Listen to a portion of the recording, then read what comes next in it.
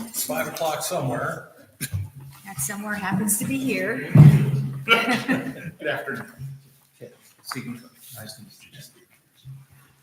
So Troy, is this your meeting or? Sure. Thank you. Thank you, Commissioner. Just wanted to let everybody know this is our follow-up meeting. This was initially going to be scheduled as a development. Oh, can you call the meeting to order? Mark? Is it just P and Z? Yes. Okay, so then I can call our meeting to order and we have a quorum. All right. Thank you, Commissioner. So just a quick background. This was a regular scheduled meeting for the Development Process Committee to come back after the joint meeting and make some revisions that Stephen had worked on. But we kind of changed course a little bit because the Commissioner, Mark, had made great strides and lots of edits and took everybody's edits that submitted them on the 14th and kind of integrated those into what you see today. So Mark and Stephen Cook with Dunaway have been working on this for the last 2 weeks and then plugging in all the information. And Mark really needed to be here for the meeting. And so in order to prevent from having a quorum with P&Z, we went ahead and called a workshop. And so that was the whole purpose, to do that so that we can legally have the meeting and Mark can give his input as well. But that is kind of a little back history on the meeting and why we did it the way we did it. Stephen has also created a flow chart to go with it, the information that you guys see in front of you today, and he will kind of go through that and kind of walk us through. I think Mark's made some great strides in all the work he's spent looking at the subdivision ordinance and integrating all the changes. So I just want to recognize him for all his time that he has spent, along with all the development committee folks that have been working on this over the past several months. To kind of get it to where it is today. So I will turn it back to you, Commissioner, or we can turn it over to Dunaway and let them go ahead and present. Well, let me kind of give you some background. So just so you know, as I took, the committee had done a really good job of getting all the pieces there together. In my reading, it just didn't flow somehow. I mean, there were things that weren't consistent, but I think everything was there. So I just went through it and tried to be more specific and add more detail and make more explanations. And then I had to do a flow chart for me to be able to understand what was doing. And so then I sent that to Stephen. Stephen made this great flow chart out of it. So then in your book here today, you got the book before had the red lines in it, which were all the changes. The book today has accepted all of those changes. Then I went through and there were some spell checks and some spacing and stuff. And that's in here in this version that you've got today. So I find that easier to read without all the red line deleting and everything like that. So it's easier to kind of read it if you've got a question without figuring out what's missing and whatnot. And so then for discussion, I have several big topics that, I wasn't trying to make decisions. I was just trying to clean it. But I think there's decisions that need to be made by the group or the town. And I guess the first one on the list is a big one, which is, as Chase has pointed out, we have a significant portion of the town that is not platted. We have a lot of unplatted land here. And I think the direction that things have gone in is asking for a plat. If you want to do something, give us a plat. And that, I think, seems reasonable for a subdivision, may not be reasonable for a homeowner that wants to build a casita in the back of their house. And that was kind of your point, right? I mean, so, why force everybody to get an engineer to come in and do a survey or a plat on a single family residence just to put in a swimming pool or something? So that's kind of one question I think Stephen could really help us out there in deciding, are we going to demand a plat for everything if you want to do anything, or are we going to have some limitations on when we get a plat? That's one thing. The second thing is Chase has also pointed out that this requires underground utilities for future growth. And personally, I like that, but again, I'm not doing any development, so I don't have to worry about it. But it is more expensive and may not be appropriate for a rural area like this. this. I mean, it's one thing if you're in the middle of Flower Mound and maybe not, but I'm just kind of outlining, we can go back to these No topics. problem. There's some very, very specific also reasons. I've done a little bit more research on that particular. Okay, great. So I'm just kind of throwing out some issues for the group because technically I'm not a member of the group. I'm just kind of facilitating. And at some point, if we could have public input too, because I know. Oh, yeah, we'll get there. I mean, there's no particular order. The other thing is that I think, and again, I didn't ever resolve this, is Chase also pointed out that the text that we ask for on plats says that you're not going to put any fences in any floodplain easements. And, you know, there's no reason not to let your cows and horses run around on the floodplain when it's not flooded. So under what circumstances could we allow fences in floodplain areas? Because I mean, almost every easement has to have a fence at one end or the other just for your property line, right? So there's a question there about easements. How do we clarify that? And then there are a couple of specific issues in here that I think, and I've discussed with Troy and Sheila, that require the staff to do things they've never done before. You know, you got to set dates. You've got to put them in writing. You've got to do a written report here and there. There are certain things that the staff has to do that they historically have not been doing, weren't required to. But this now requires the staff to step up quite a bit in terms of their processing, because there's certain dates that, you know, once you get certain dates that start clocks ticking, and you've got to do something to confirm or acknowledge or recognize those dates. The other thing that the staff has to do is create a calendar, because this envisions that there's only certain days per month when plats can be submitted. Is that one day a month, one day a week, every Tuesday, every fourth Tuesday? I don't know. But the staff needs to have a calendar so that's published, that's available, so the developers know that, yep, if I want to get this in, I better get it in by Tuesday or whatever. And so there's that. Trying to remember, there's a couple other things. Troy, do you remember the other things? I think those are the two biggest ones, and we've drafted a calendar for the year as well. So we've got that kind of in the works as far as a draft format. We just need to confirm what day of the month makes sense to meet all these timelines and give us our 10 days to review and all those things. So it's looking like maybe the third Wednesday and still being compliant to the 30 days if they're meet all the submittal requirements as well. So we just got to tweak our dates and some of the titles based on the new flow chart as well.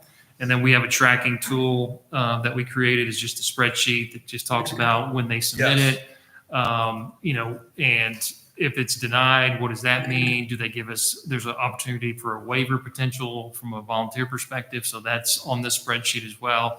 So we've got just a rough example of, you know, whether it's preliminary plat, final plat, minor plat, amended plats, replats. So we have a kind of developed a tool over the last couple of weeks. Yeah, Stephen had mentioned that a lot of the towns around us have a tool, you know, kind of just a planning tool. You know, here's the day that came in, and here's we said no, and here's the day we gave it back to them, and here's the email that, you know, just tracks everything so that by project, from the day that it's the first gleam in a developer's eye to the day that the last building permit is issued, you can track the entire project in one place and kind of see the whole history.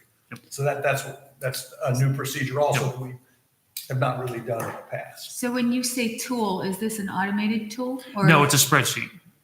There's software out there that will do it, Okay. but I think Sheila and I talked about it, and then really we can certainly pursue that. But given the volume of development that we have, I mean, I've got our latest right now, and there's really 1, 2, 3, 4, 5 that are either replats, minor plats, amended plats, and of course we have the big developments, Corridors, Awney Ranch, and of course those are preliminary plats and final plats. So we don't have a whole lot. But, you know, it's something that we can look at pursuing if that's something we think we need to do. But I think right now we can manage it internally through a spreadsheet format would be my recommendation. Bigger towns like Flower Mound will have, you know, project management software like you'd have in an engineering firm to do all of this stuff, but it gets expensive. Well, you could get a license from Microsoft or something like that. And so my suggestion would be the opposite though, would be now's a good time to learn how to do Right. that. Because there's just a little bit that we can kind of grow on with that. And that way it's also automated. So by inputting things in Excel spreadsheets, we have room for human error.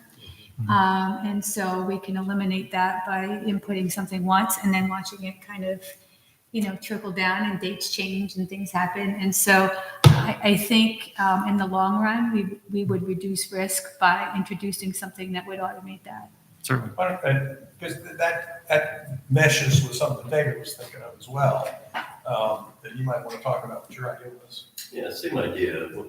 What Kim alluded to there is that there's a lot of, there are many instances where our failure to act in a given period of time causes some event to occur automatically, which creates a lot of risk on our part. So I don't really have a sense of how much volume we're talking about, but all it takes is one for something to occur automatically.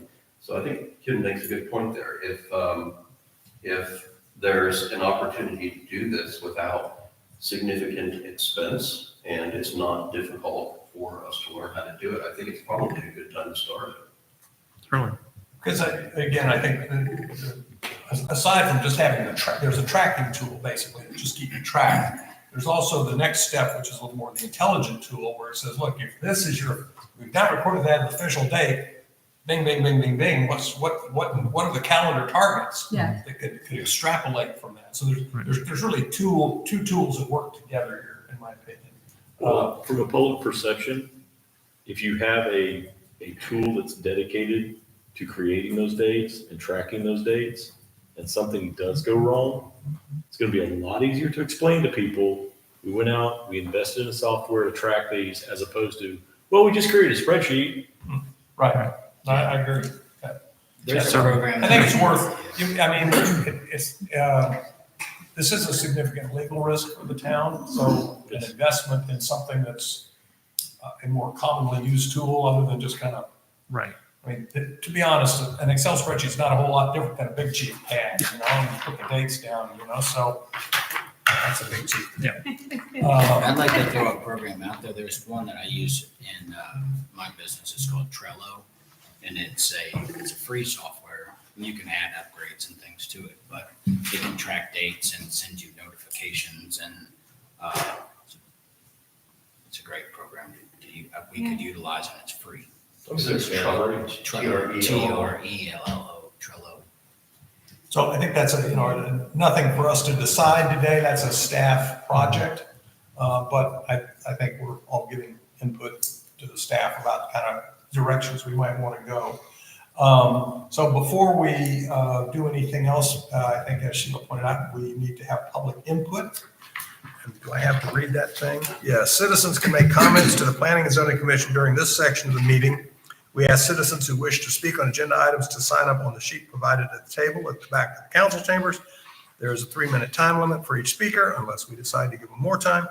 Pursuant to state open meeting laws, P&Z cannot dismiss or take action on any items not posted on the agenda. Therefore, the P&Z cannot take action on or discuss any issues or items brought up in the public input. As a point of order, we're not making any decisions today anyway. So I think our first volunteer is Ted. You got a microphone? Thank you. Ted Stranzik, 1020 North Berry Trail Court. As some of you know, I did a red line on this document, and then again, thanks to Mark, he's really put in a tremendous amount of time to make that red line even better. And I must compliment you and the staff on doing that, because it really did add at times it's kind of belts and suspenders, but it's a needed amplification and just basically making sure that we do it right. I think the fact that you're talking about a timetable, you're talking about the critical issues that we faced in the past had to do with we didn't meet certain deadlines and there were consequences. Now we're addressing that issue in a very specific documented manner, and that has to be done. We're no longer just somebody out in the wilderness. We've got an awful lot of very expensive real estate going on here, and it's got to be tracked and it's got to be protected, not only from the town standpoint, but from the developer standpoint, so that everybody makes everything happen.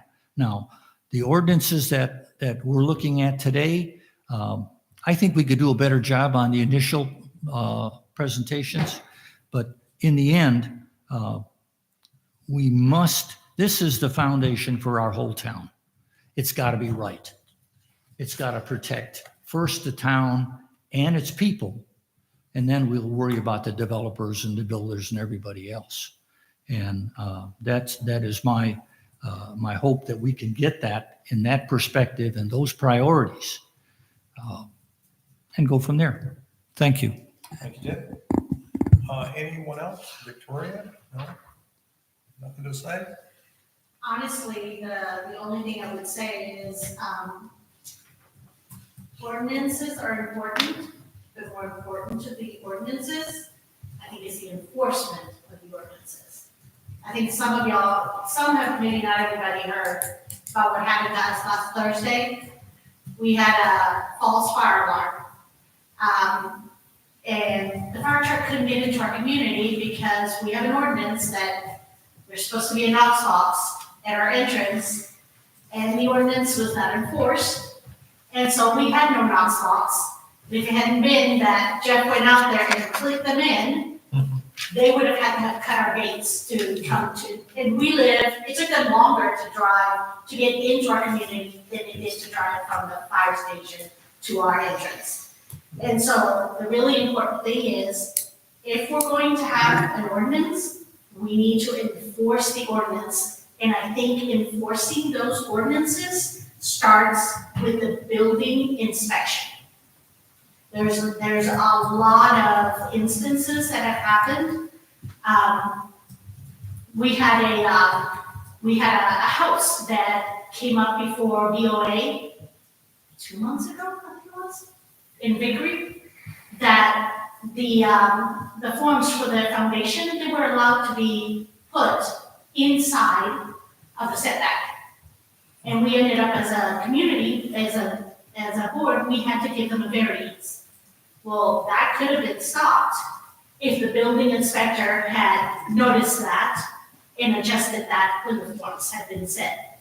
We have a house right now in our own subdivision that is, again, inside of the setback. It wasn't noticed, it wasn't done. So ordinances are great, but the inspection process also has to make sure that those ordinances are enforced. Great. When you're on the council, as you're going to be, you can do that. We're looking forward to your action on your own recommendation. This is why you never speak up at work. It becomes your problem. Now, we can recommend the mayor that you are going to be the council member responsible for You own inspections. it. I'm not sure you guys are ready for that. I live with her. Rethink that, Mark. Okay. Thank you. No other public input. So I think we will close that, and we'll now turn it over to Stephen for his kind of perspective on kind of where we are and what we've got left to do and some of these open issues, and what are your recommendations? What do we do to get this across the finish line? Mr. Pate, thank you very much. Again, for those who don't know me directly, my name is Stephen Cook. I work for Dunaway Associates, and this is my 20th subdivision ordinance that I've worked on in my career. Every single one of them is going to be different, and every single one has to be calibrated appropriately to the community. I'm going to personally thank Mr. Pate and Ted here. I appreciate all of your efforts in going through this document and assisting in making sure that it is calibrated to this community and making sure that it does address those points. And so this has been a big help for us to make sure that we get it right the first time. There are still some topics that we need to talk about. One of them is shot clock, and I'm going to talk just a little bit about what's going on in our current legislation. We're going to change it again. Good boy. So this one might be helpful to us Even if we get this approved in the near future, there may be changes because of the state legislation. So currently, before the state is House Bill 1322, 1322. The representative that sponsoring it is Hopper. It is the small cities planning shot clock, would provide that for cities with population under 10,000, and they are using the word cities, that also means towns. It will probably be changed to municipalities, which is what the language in the ordinances in the local government code states. That one, the municipal authority responsible for approving plats shall approve with conditions, or disapprove a plat within 90 days after the date the plat is filed. And again, as we go our nomenclature, the plat filing is when the municipality, the town, accepts that the plat is complete, or the application is complete. Not that it is correct, that it is complete. All the pieces are there to accept the application. So that is the point where it is filed with the municipality. Right now, that time clock is 30 days. And so everything that Troy's doing right now is kind of setting that calendar up. We look at the plat, we make sure that application is complete. Oh, it's not right, we're going to give it back to you. Then once you give it back to us and we look at it and say it's accepted, that is our filing date. We have 30 days from then to review it, to provide feedback back and forth, to make sure all the technical situations are correct. And then we take it to the Planning and Zoning Commission for a recommendation of approval, and then to the City Council for final approval. Right now, that decision is 30 days to the Planning and Zoning Commission, and then you have another 30 days to the City Council for the approval. The proposed bill continues. If the city requires a plat to be approved by the City Council, in addition to the Planning Commission, the City Council shall approve with conditions, or disapprove a plat within 90 days after the plat is approved by the Planning Commission. So again, that would change that 30 and 30 to 90 and 90. Third, if the city receives a response following a previous conditional approval or disapproval of a plat, the city shall determine whether to approve or disapprove the plat no later than the 45th day after the date the response was submitted. So if a decision to deny the plat or approve with conditions based on a specific condition of the plat as it stands, that goes back to a section of either this ordinance or zoning or another ordinance of the community, then they have a time that they can respond back to it, and then you have a 45-day clock after that, after all the decisions have been made to whether or not you're going to accept that. That has not been approved by the state legislation. That is only a bill that is moving forward. It was brought to my attention about 3 weeks ago. And as it says, we are not including that language into it, but that is something that into this ordinance at this point, because we still don't know what our legislation is going to do. And actually, if it were to pass, which I don't think there's a snowball's chance in hell, but if it did, all we'd have to do is change some numbers on our flow charts. It doesn't actually change any of the mechanics other than the time. You're absolutely correct. Just go Yes, ahead sir. and substitute 90 for 30 and these stay all good. That it does help municipalities that don't. The exact thing we were just talking about was resources. Do we have the resources here to have professional staff to really take time to track all of the input that is coming into the city? Do we have enough resources to review it within the days that are given to us by the state? Do we have time to make sure that we get things correct before we're having to start all over again? So that 3 months would be extraordinarily helpful to municipalities with smaller resources. So with that being said, let's kind of talk about some of the large ticket items that are still remaining in the ordinance. One of the things that we need to talk about is applicability. What is it that when it requires to plat? One of the things that we've had was, and one of the holes that had needed to be filled in the ordinance was that there is a condition in the state legislature that allows a subdivision of property of 5 acres or greater to not require plat. They don't have to build infrastructure or something. If they just, basically it's the idea is that I'm going to give off, I've got 100 acres and I'm going to subdivide 20 off of it, and they're in 5 acre sizes or more, and I'm just giving those to my kids. I should be able to just go ahead and deed those over to my kids by meets and bounds. They can do that.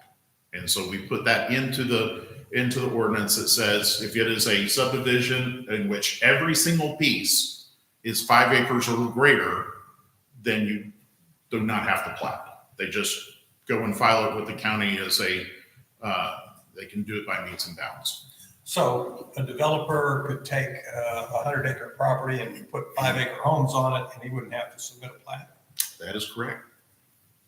Yeah, I mean, not that I'm expecting anybody to be building Well, 5-acre home sites here, but but the condition that's different is that they do not have to, if it's 5 acres or more and they have to build public infrastructure, then yes, they do have to plat. Any public improvements. so, okay, so that really is more, as you point out, for a family to subdivide within the family as opposed to a developer actually going to build on it. And a lot of times that is done because of tax purposes. Yep. So, Okay, so then we get to where we want to have exceptions from platting in regards to building permits. So where we are in the ordinance is section 1.5, paragraph E. And right now, and I've got that up on the screen. You zoom in for those of us like myself who have terrible eyesight. Right now, we have it that building permits shall not be issued for parcels without proper appropriate documentation. In order to, as it to is that if it is exempt from platting, in order for the town to issue a building permit on a subdivided lot, the plat must be approved and recorded with the county. That is basically is that for any new subdivision that comes in, that it needs to be platted and approved and recorded with the county. That way we are protecting ourselves from people building on lots that maybe the public infrastructure hasn't been installed and approved yet. So it has to be we're not going to sell property. We're not going to issue building permits for anything to go vertical. That means also we're not going to allow a model home be built on a subdivision until the public infrastructure is installed. so, but that only applies to anything that's going to be a subdivision, right? Correct. So how does that interface with our definition of a subdivision of big 4 or more? Is that, So the thing is that if you are doing a minor plat and you're allowed to do a minor plat without having to build it, only if you are not having to build public infrastructure. So then minor plat doesn't have to wait until public infrastructure is installed because there's already a water line, there's already a road, there's already something there for them to access onto. Then the minor plat gets reviewed and then it gets approved by staff and then it gets recorded with the county and then they can issue a building permit. You're not having to build any public infrastructure. You're not having to build the road. does everybody follow all that? So less than 4 lots, or 4 lots or less, that already has infrastructure, Correct. they can go out and basically do whatever they want. No, they can subdivide their lots Right. based on the zoning of the property. Okay.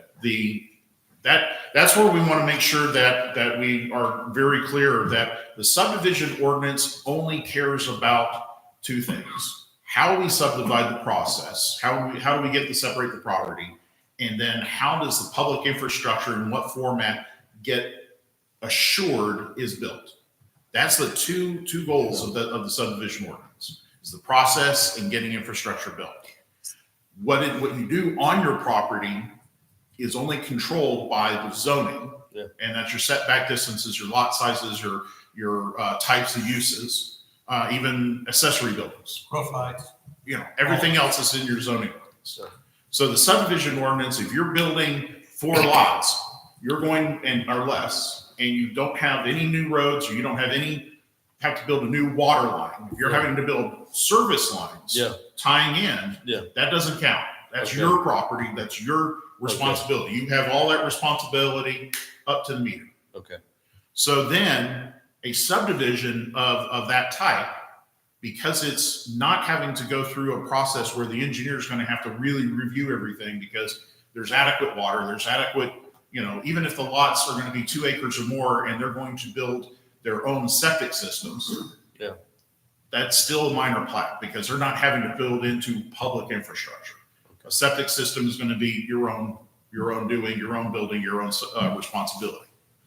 So that, as by state law, can be done, approved administratively. There's nothing that is of the public interest in that. And then staff would review the plat to make sure that the lot boundaries are going to work, the setback distances are going to work as per your already approved zoning districts. Yeah, I was primarily thinking about ingress and egress. And again, you have to have a public or a private road that's already in existence. Yeah. So, by the way, if you could make a note to yourself, because one thing that I noted in here, we need a definition of public improvements. Throughout the Okay. document, a couple of places we capitalize P, improvements, and that's what we're talking about. It's kind of how do we limit that or expand that to be this Yeah, that's important. this defining line. Yeah. And so that is just a note in here. I did not actually draft that, what that definition would be. So I have a question. So you said about private roads, and we had a situation where someone was building and the only access would be on someone's private road, and that someone wasn't too excited about that. And so how does that play into, I mean, just because there's a private road doesn't necessarily mean that it's accessible. So we're going to need to talk a little bit about that because there's differences between a private road and a private access easement. So in that particular case, that's an access easement. And so what we're talking about is a private road that may have already been subdivided out, and that road bed is within its own lot, typically, what has been done. Some subdivisions, and I work in Midland County, out in the middle of the desert. In Midland County, they will subdivide 50 acres, and they put a cul-de-sac, and they put a road right down the center of it, and they put an access easement, and then the lots go to the center of the access easement. Who's responsible for maintaining that road? And believe me, there's a lot of big trucks that will go out there onto that particular road. Who's maintaining that? That's very difficult. So we changed the subdivision ordinance in Midland County to assure that a public-private road is going to be dedicated as a separate lot, and that it has to be shown that that's going to be maintained by somebody. If it's a property owners association, if it's a, middle of the desert, there's nothing else out there except for fences and pump jacks. But the thing is that what comes down to it is that we're trying to protect people's individual property without too far stepping over onto their personal property rights. However, there's got to be somebody who is responsible for maintaining a private road. Otherwise, then you can block off access to your neighbors, or then the road becomes deteriorated to such a point that it becomes dangerous, not only for the people who live there and own property off of it, but dangerous to emergency vehicles that are going to be coming onto that property to help save someone's life. So is that, that maintenance requirement, where would that fall? I mean, it's not clear to me why that would fall here as opposed to engineering standards and other places. I mean, Because we really don't talk about driveways and private roads here very much. So, I mean, and we've got a whole section on private road. We've got driveway, and there's difference between a driveway and a private road and a public road. We've got, those are very well defined, I think, in our other ordinance. I guess it's in our zoning ordinance. I think that's where it is. Or is it engineering, Chris? Do you remember? Well, so it would be mostly in your engineering standards. Yeah. And So, but the maintenance requirement is, I mean, that engineering standards is typically don't have a whole lot of maintenance in them, do they? I mean, they have here's what it takes to put it here, but it doesn't say what you're gonna do down the road as it falls apart. Yeah, so the private road is 4 acres plus or minus. That's handled in an ordinance right now. That's how we define that. And then the maintenance of that, we push that into the plat. So that's a note on the plat that says, and we force an HOA. If you have any private roads, you have to have an HOA today here in town. And so that language is included on the plat. So, you know, lot 1X, all your streets, lot 1X shall be maintained by the subdivision HOA. And that's how we handle it now. So, Stephen, let me give you a specific example and see how this applies or doesn't. I'll use one I know well, which is my house. I have a street, Meadow Lake Drive, which accesses Orchid Hill. Meadow Lake Drive is a private road, but it's because it goes past my house to the house on the inside. They cannot get to their house without going down that Meadow Lake Drive. But Meadow Lake Drive is on my property. I own it. They have an easement to use that road. But does that make it a private road? I mean, it's really my driveway, and I've given someone an easement to go down it to get to their house. How does this discussion? So the intent would be that because of the problems of the past in which we're having, in which we have experienced just recently, that the dedication of private access easements to property that does not have direct easement to a dedicated public road or a dedicated private road, those are the ones where those become extraordinarily problematic into the far future. Yes. Because as with fences, maintained roads make good neighbors. And if you fail to maintain the road and then your neighbor behind you, you know, ticks you off, then you might want to close the road to that and put a fence at your back property line so they can't get in or out. But they have an easement. I can't do that. So I can't there do that. So there's situations where, you know, then they sue you. You know, those are the thing is that what that does is by moving forward into the future, by subdividing in ways so that lots go onto a private road or a public road, then we avoid that kind of situation. So, but let's back up. Let's say this was a lot and it was going to be subdivided into 2 lots. That's all it is. 2 lots. What would we require now? Or what are you suggesting we would require now for that access to the rear? You would build a private road Yes. to city standards. City standards. Well, that's another question, Chase, right? Yeah. City standards. I mean, I'm not pouring 6 inches of concrete and all that other stuff on my little 2 lots.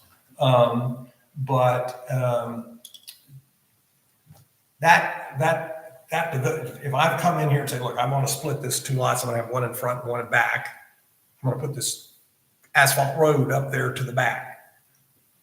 What would we require of the guy living in the front and the guy living in the back? I mean, would there be a written agreement? Would it be joint ownership of this little strip of land, or what would be the proposal here? I'm not clear on kind of where we go that's different than what we got now. Well, first of all, the thing is that you wouldn't want to have that situation occur in the first place. I'm honest with you, is that is that going through and reviewing a plat, saying you have 10 acres and you want to split it into 2 5-acre lots, well, you wouldn't split the 5-acre lot in the back without having some sort of access to a public way, either a private road or a public road. What about an easement? Well, let me finish the thought first, because the intent here is that the ordinance does allow the creation of a flag lot. So the flag lot would be that you would subdivide the property in such a way so that your front property, front 5 acres, has access. You have got a driveway, and that's your driveway. But then there is a post of the flag lot that has no greater or no less than 28 feet, and that would also have access to that. That's not your property in the front, it's their property in the back, but they have a piece of property that's 28 feet wide that goes down the side of the lot that goes and have it. Now, that's a private As a driveway. reminder, I wrote the flag lot ordinance and I wrote the private drive ordinance, so I'm fairly familiar with all of those Sure, things. absolutely. It's probably not what this group is really But interested in. that's the situation that should occur because you've got that in your ordinance. That's the situation, rather than creating a Easement. situation of an easement. The only way that private access easements work is in commercial development, and that's where you have a continuous drive off of a road that makes sure that you can drive from one property, from the Chick-fil-A to the auto wash to the thing, all the way together, rather than how many times have you gone to a commercial business and you said, well, I need to get over there, but they force you because there's grass or something like that to go back out onto the highway, and then you have to go back a few feet and then go back in.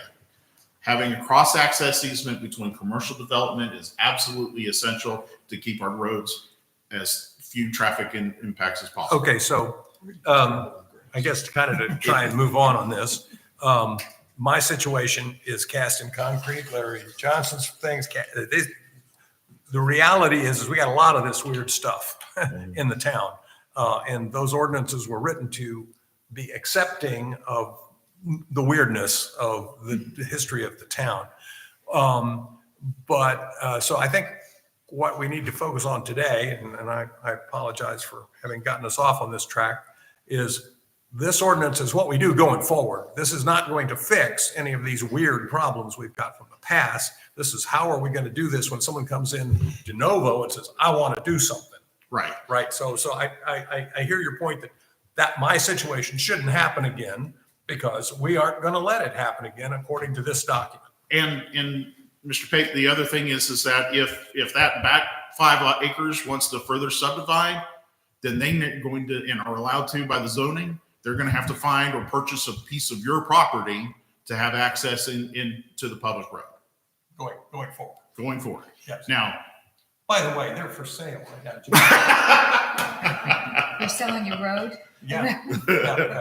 so that's how, as a planner, if I was working for the community as the city planner, would be what I would recommend is how you would move forward, because otherwise you're going to cause the bad neighbor situation. And I perfectly understand that one really well. But I think to Kim's point is that we need to kind of scrape from our mind the existing situations and focus on how this will change to prevent those things happening going forward, to make sure that we're comfortable with what this says as a way to kind of take advantage of what we've learned the hard way on these other situations. So that particular situation, not to belabor this, but somebody had bought that property without necessarily knowing anything, right? I mean, because everyone thought was like, didn't you know that you couldn't get there or something like that, right? Yes. So now it's sort of no one's problem, right? That you bought land that you can't necessarily get to. And so that's how they landed in that spot. And so how can we warn, prevent, kind of step in front of people who are buying a spot of land that they may not be able to get to? Well, the difficulty, We don't want it. the difficulty is, Okay. Yeah, Okay. and so the difficulty is that there is caveat emptor, you know, you have to let adults be adults and understand that, you know, if they don't do the due diligence all the way through before purchasing a piece of property Okay. or working closely with their title company and understanding what the restrictions are on access to their property and before they start asking for a building permit, Okay. that's their responsibility. I guess I That kind of doesn't answered happen. that as I was saying it, but It happened right up here, you know, just up here at Chin Chapel. The developer bought a piece of property without checking, and it turns out he couldn't do what he wanted to do. He couldn't rezone it. You remember that, Ted? I mean, it was this property up here on the left, just past the railroad tracks. He bought it, and then he comes to us and goes, "Oh, I want to do this." We're going, "No, you're not, because the zoning's wrong." And remember, he's just like, "Too bad, developer lost his money. Too Well, bad." The reality is also if the title company doesn't catch it and issues a title policy, that homeowner of that lot that's landlocked, they're gonna claim on that title They policy. got a claim against the title company. Yeah. Also. But that's not a public swing hole. Okay. This is way outside the scope of Yes, this exactly. discussion. One thing I wanted to circle back on before we move down. Sure. Talking about the subdivision. So you guys, just to be clear, so say you've got 20 acres and you divide it just into two, so you still got 2 10s, both frontage, journey. That person, if one of those 2 people want to build a house, they're still gonna have to minor plat, even though it's 10 acres, in order to pull that building permit. So the top piece literally protects for, like you said, subdividing among the grandkids. You can have your piece of property, but you can't do anything with it within town until you plat Yes. So is there any single level where that doesn't apply? Because that was Chase's question, like, you know, hey, he wants to put a swimming pool and a casino behind his house. Has he got to come in here and plat it? it. I think He's it's got a building permit. And that's why I'm bringing it up, is because we've run into this exact issue of, you know, I got 10 acres, you're gonna make me plat because I wanna, you know, go build a pole barn on my 10 acres? And the answer is yes. And we've always kind of been wishy-washy on what that answer needs to be. No, and again, I think that's a really critical thing because half the town is unplatted at this point. Right. At least And that's why half, it's maybe it's 60% is unplatted. It's 44% according to the land. Okay, yeah, something, it was huge. Not including institutional owners. The thing is, if you take the position of, okay, let's make it easy on that homeowner that's got the 10 acres, inevitably what happens is it's the parade of horribles, right? Yes, You do it to make it easy under the concept of people are going to act like reasonable people. And then you get the one person that's a complete and utter dumbass yeah. and blows everything out It's of the the give them water. the inch, they take a mile Right. situation too. So I think it's an understanding, our policy as a town, as documented here, is that if you're gonna build something, Yes. you gotta plat I will say that it's easy to speak, as everyone has, when you already have established a place to live in the house. When you don't have that, this will affect anybody going forward. it. Yes. So just take a simple hypothetical, you've got, carve off 5 acres in the back part of this property, it's 1,500 feet from the public road. You're going to require them to put in $1 million road, because it's gotta be the town standards. And I like to think our town is supportive of the rural lifestyle, like everyone says, and larger lots. Well, there's a give and take. You can't require 5 acre plus zoning in an area and require the extreme cost of the infrastructure that the same 1 acre subdivision is required to have. There has to be some give and take. You want larger lots, you give up some of these other requirements. But I thought and again, this is years ago, so I thought when we say town standards, it's to the type of road. You're talking about a driveway. There is no town standard. The driveway has to be, That's what we need to clarify. I thought that was pretty clear in that. Under 4. Under 4, so he was talking about 1. So Well, yeah, and so you can put a gravel with a leachy road up to that. So Nobody having cares. that defined, it's 4 or less, which should be accessed by a gravel driveway. Yeah. Not a 24-foot wide. Now, road. we defined there was no definition, like your driveway or a private road does not have to be built as if it's a concrete road out here running through the town. Yeah. That's, Yeah, and that's all defined solely in that subdivision ordinance. That defines a 5 or 4 acre. And so the 4 homes or less subdivision only needs to support an 80,000 pound fire truck. And that can be caliche, that can be whatever. gravel, whatever you want. There's, that's in the ESD. No, that's an ordinance. That's not Not a subdivision ordinance. Correct.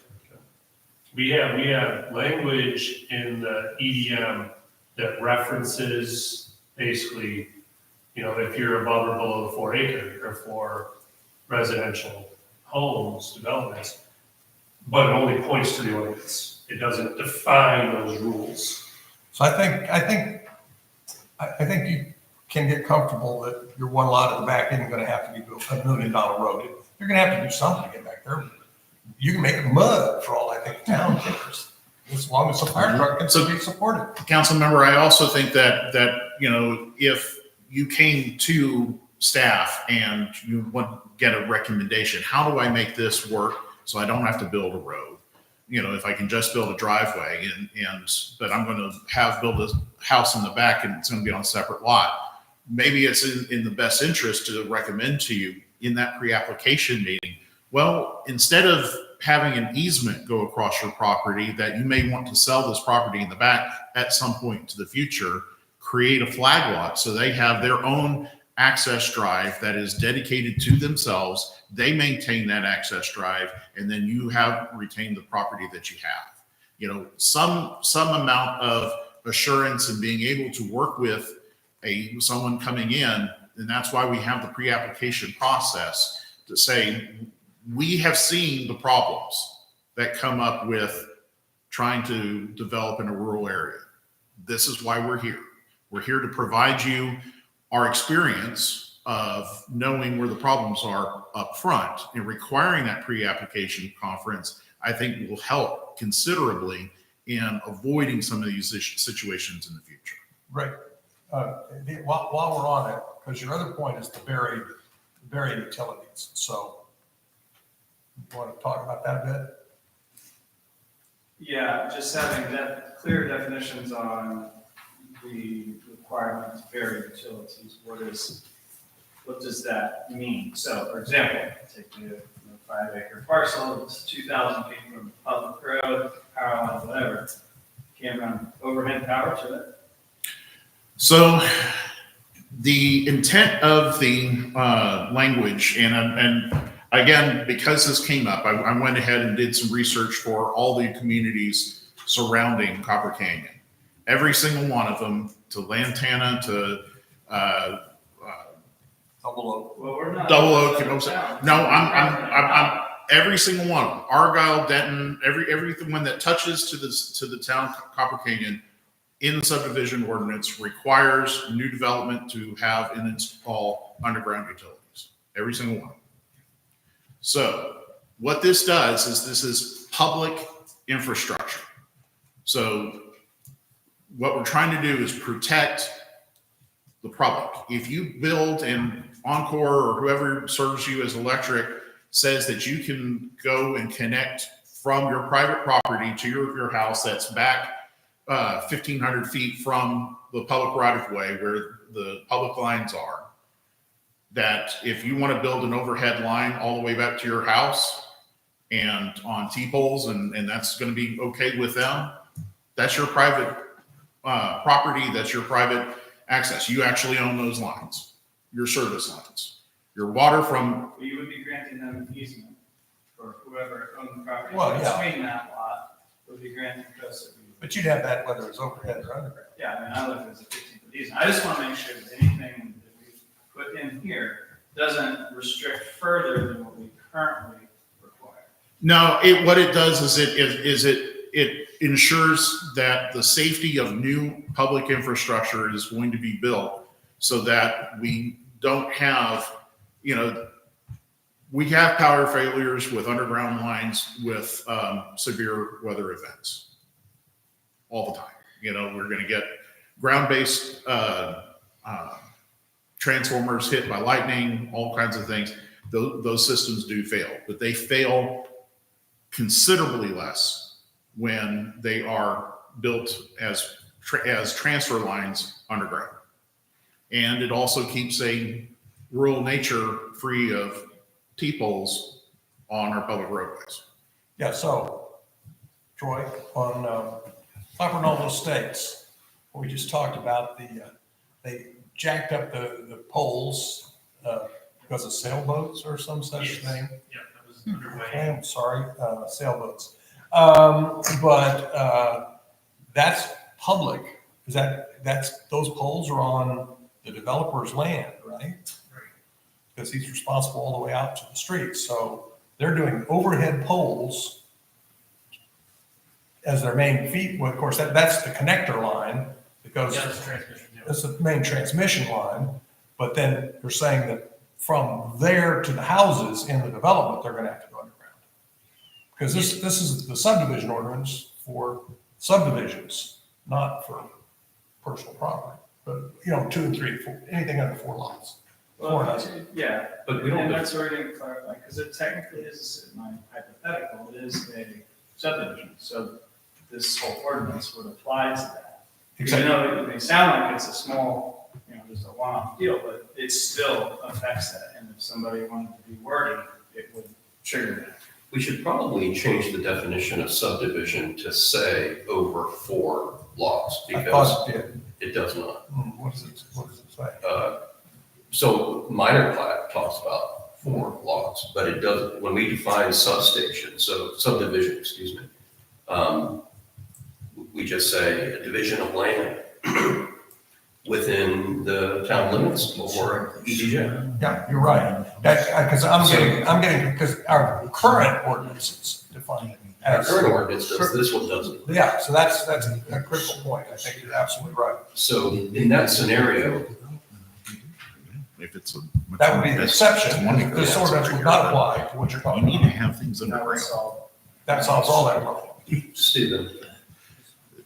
I'm sorry, yes, Just sir. to be clear, so in the scenario that Chase is talking about, if there's, even if it's just 10 acres being divided in half and it meets all the requirements of the zoning, you build a driveway on that 5 acres, that's your property. It has nothing to do with this, correct?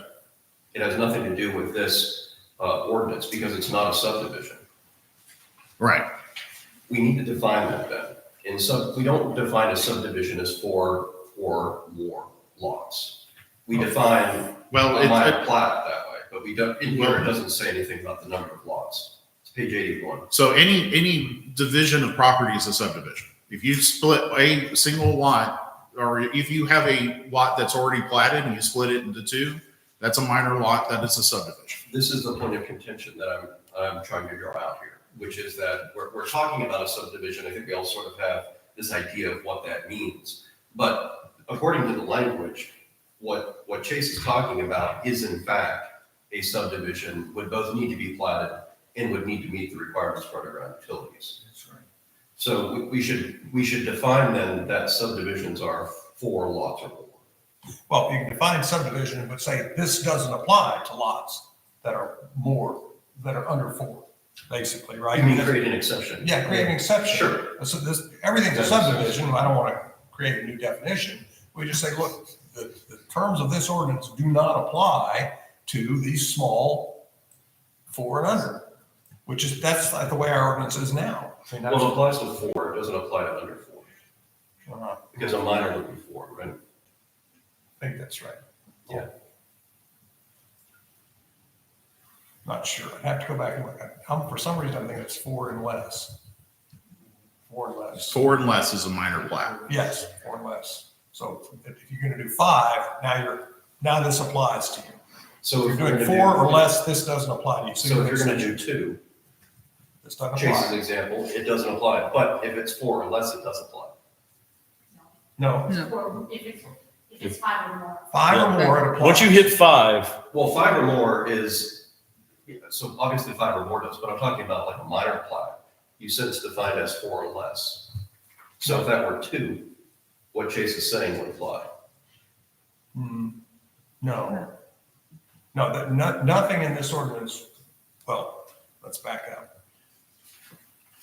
If you're doing a subdivision of 4 or less, all of these processes and everything doesn't apply.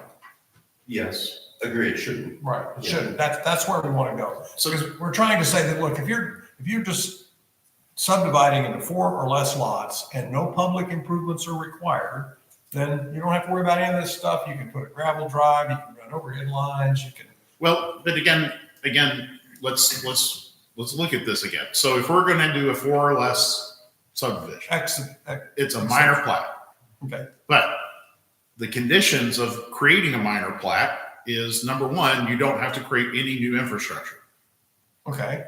So that means there is already Public. public utility. Public infrastructure, Correct. public infrastructure, not on your own land, not your So, own driveway, not if- your own power. If you're creating a service line, not a transmission line. Mhm. If you're creating a service line, you don't, that can be overhead. That's your own money that you're paying for. That's what we're saying, yes. Well, no, because if it's servicing more than one lot, then that would trigger the transmission line part of it, which would then trigger everything else. Mhm.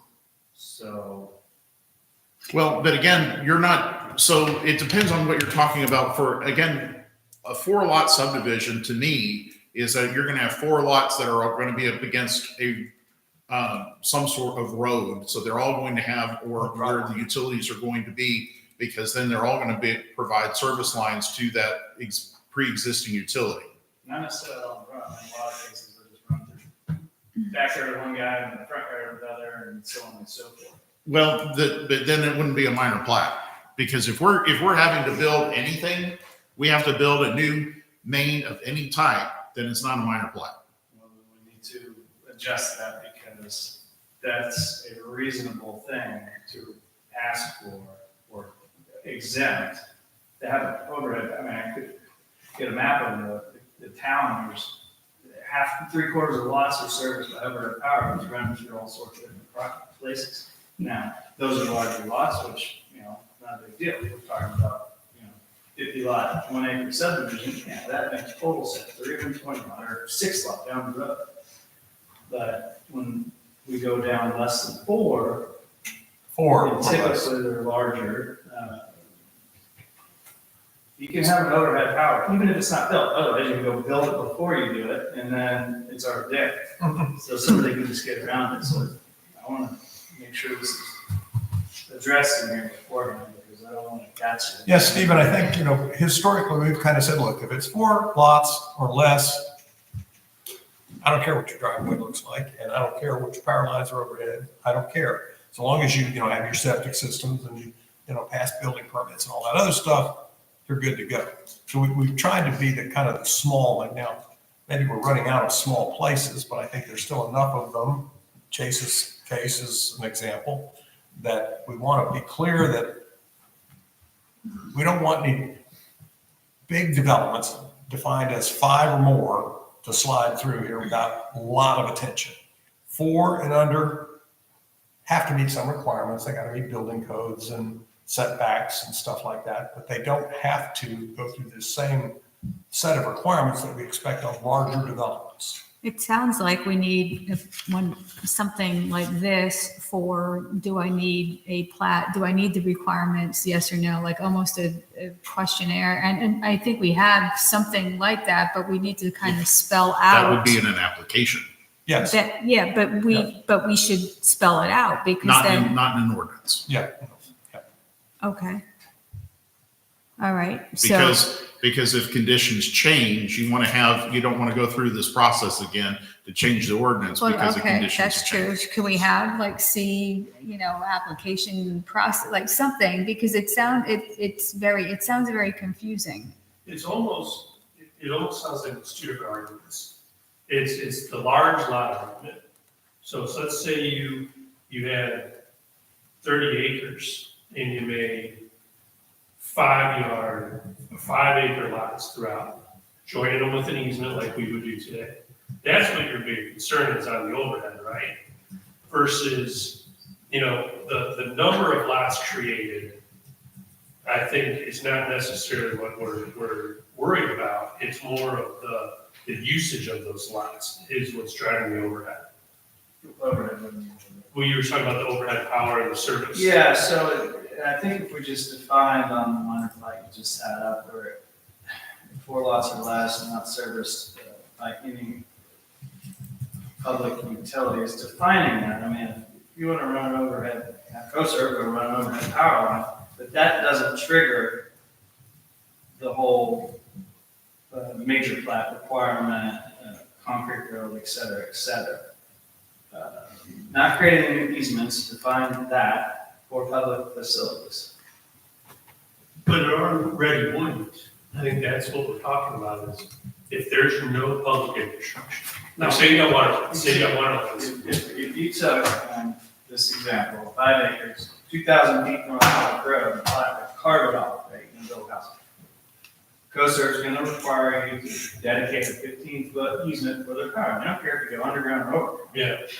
But that gets the power. But this document, that right-of-way dedication would trigger the public utility requirement to then force it to a major pipe, which is snowballs into all the other requirements. Because of the easement dedication. And that's what I would like to define. What are we saying a public utility means? At what point? I mean, is a 2-inch PVC line running down a private easement to this lot back there, that's a private line. Now, if you have cross timber run an underground line, maybe that's the trigger. Sewer, obviously.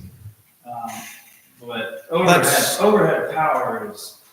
That's the public improvement definition that we need part of it. That's what I was talking about earlier, the definition of a public. What is a public improvement? Right. Because that's where you can restrict this to be clear on, is it just, I would think anything like a. Something the town is responsible right away, that's a public improvement with the road. A sewer would be a major public improvement. An overhead power line is probably the lowest on the total pole, at least for, just a few lots. A major subdivision, smaller lots, you run an underground power, that makes perfect sense. But defining it a little better. So currently in the ordinance, we've got on-site facilities or improvements, off-site facilities or improvements. That's, water storage tanks, wastewater treatment plants. So on-site facilities improvements, and on-site is those existing proposed facilities or improvements constructed within the property boundaries of the plat. So these include streets, water lines, sewer lines, storm drainage facilities, curbs and gutters, and any other construction or reconstruction needed to serve the property. That's considered public improvement? Yeah. Well, then that's pretty much everything, which is what I'm afraid of, but, having this be a gotcha, I mean, you basically, everything.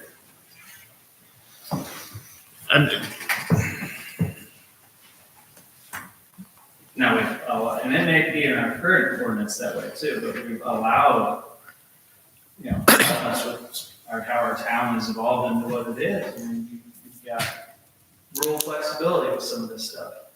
And what we've adopted in 2004, and then this is going to take that a step further, is Norfolk or Southlake, major cities with major subdivisions. And that's the point of this whole exercise. Mhm. But I don't want it to affect, the stuff that we just been talking about, the larger lots and smaller subdivisions, where it just, it basically makes you go, okay, well, shit, have to go put in a full development. There's no point in saving anything or just carving out a couple acres here or, 5-acre lot. And it's like, the only way to build my house is I gotta subdivide the whole place because I can't afford to. So I think Grace's point's really a good one because that's basically, that is the tradition in the town. If you're doing 4 acres or less, 4 lots or less, you don't need to abide by every single town standard.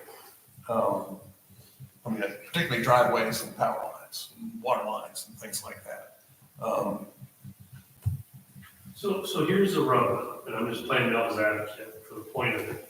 So say you do that, say I got 20 acres, I'm gonna do a little minor plat and carve out 3. A couple years later, I'm gonna carve out 3 more. So what is how do you prevent that? If you just The set up a rolling. different set of rules? The rolling subdivision. Yeah, I mean, that's essentially what it would be though. Make it a larger lot, make it a minimum lot size, because they're not that much land, you can't keep going forever with larger lot size. Well, that's in the zoning ordinance though. We don't have, that's set. I mean, Did you But apply? that's what I was trying to do earlier when I said, is it more important with the larger lots or the under 4 for subdivision? And it really sounds like it's the larger lots that we want to control differently than the number of lots in a subdivision. I don't agree with that, I don't think. I think it's the number of lots rather than the size. Okay. Because the zoning drives that. I mean, we know developers are gonna develop the smallest lots they can develop, so they get the maximum on the property. So if it's zone 5, that's it, dude, you get 5. If it's 2, well, that's it, you'll do 2.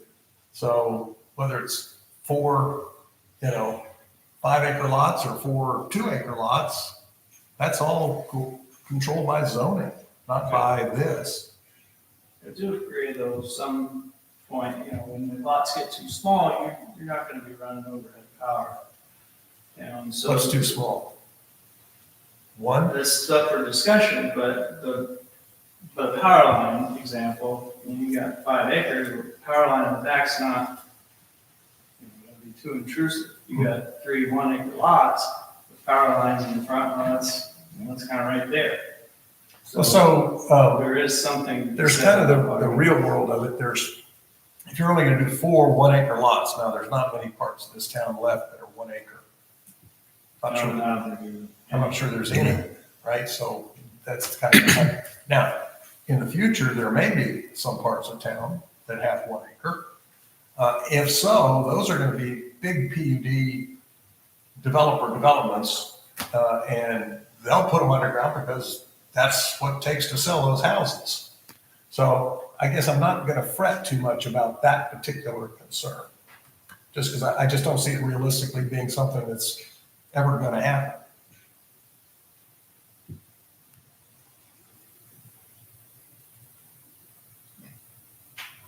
But I think we're all pondering now. So what? So I think we're all pondering now. Sorry, didn't mean to be cryptic. No, but look, Actually, I was meaning to be cryptic, but there's got to be a solution, but you have to be careful not to open Pandora's box. That's what it comes down to. There isn't any more 1 acre, so like you said, if they did want 1 acre, they would have to be most. Well, they're gonna have to come- Regulate everything you want within that document. right, that's And right. I want us to also make sure, because, and this is the total planner in me talking, I want us to make sure that when we say, well, there is no more 1-acre lots, that may never be the case into perpetuity.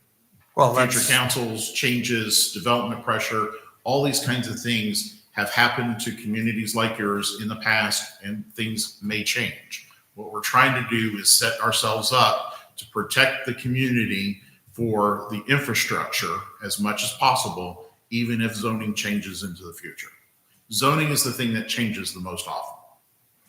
And even though it may not have changed in the last 20 to 30 years, Flower Mound was in the same condition 30, 40 years ago. So there is always different councils into the future. There's always different decision makers and different development pressure. So I'm just trying to protect. Yeah, but I hear you, and we're not, that's really kind of a side point. The point is 4 properties or less are an exception to all the big meat of this. That's kind of what we're trying to say. Okay. So if we figure out a way to make that clear, either by defining the applicability or setting up an exception or something somewhere, because I mean, we don't want them to build anything they want. They can't put a church on it. They can't, I mean, that's under the zoning. They got to have certain setbacks. I mean, there's rules, but as far as the the requirements of the subdivision ordinance to 4 properties or less should be an exception, whether they're 1 acre, 2 acres, 5 acres, 20 acres, something. Well, and what that does is then that puts into question their ability to talk about a minor plat. Because if we say that a minor plat does not have any public infrastructure requirements, and again, public being transfer lines, water, sewer, that kind of thing. But if we also say that 4 lots or less doesn't have to come into compliance with certain aspects of that, we can build a dirt road, Caliche Road, then is the 4 lots that need a Caliche Road to be built, is that a minor plat? Or is That's it? the way we currently do it. Yeah. We've done many of these recently, and we've worked on that ordinance to allow that flexibility. In a minor plat. Yes. Yeah, that's, I mean, you're like, okay, well, you can have a gravel road if there's only 4 lots. It's a major development, it is what it is. And we currently have that. So this needs to allow that as well. Okay. Yeah, your bigger challenge in that case is, like you said, the rolling development. The rolling development. I've got 40 acres, because I think I can do the math on this. so 4 today, 4 next year, 4 Yeah. the year after that. Right, But again, if there's, the limiting factor is no public improvement. right. If you're going to put 40 houses on there, you're going to have something in there you're not going to be building that just on little overhead power lines and with no connection to the public infrastructure whatsoever. So, Yeah, then the rub is how are we defining the public improvements? Because if we're talking about That's my concern. on-site or off-site facilities, that's not really the issue. The issue is the public utilities as defined according to the definition of a minor plat, right? Right. So I'm not sure that the exception that we're trying to, that I think we're discussing is if somebody that already lives here, right, decides that they're going to sell a piece of their property, or even if they're just going to build a house Right. on property that they own. So this is a large portion of the town, right? It's 44% of the land itself. Was it 30%, something like that, of the landowners, not including institutional owners, that would be affected by this change, right? And it is a gotcha.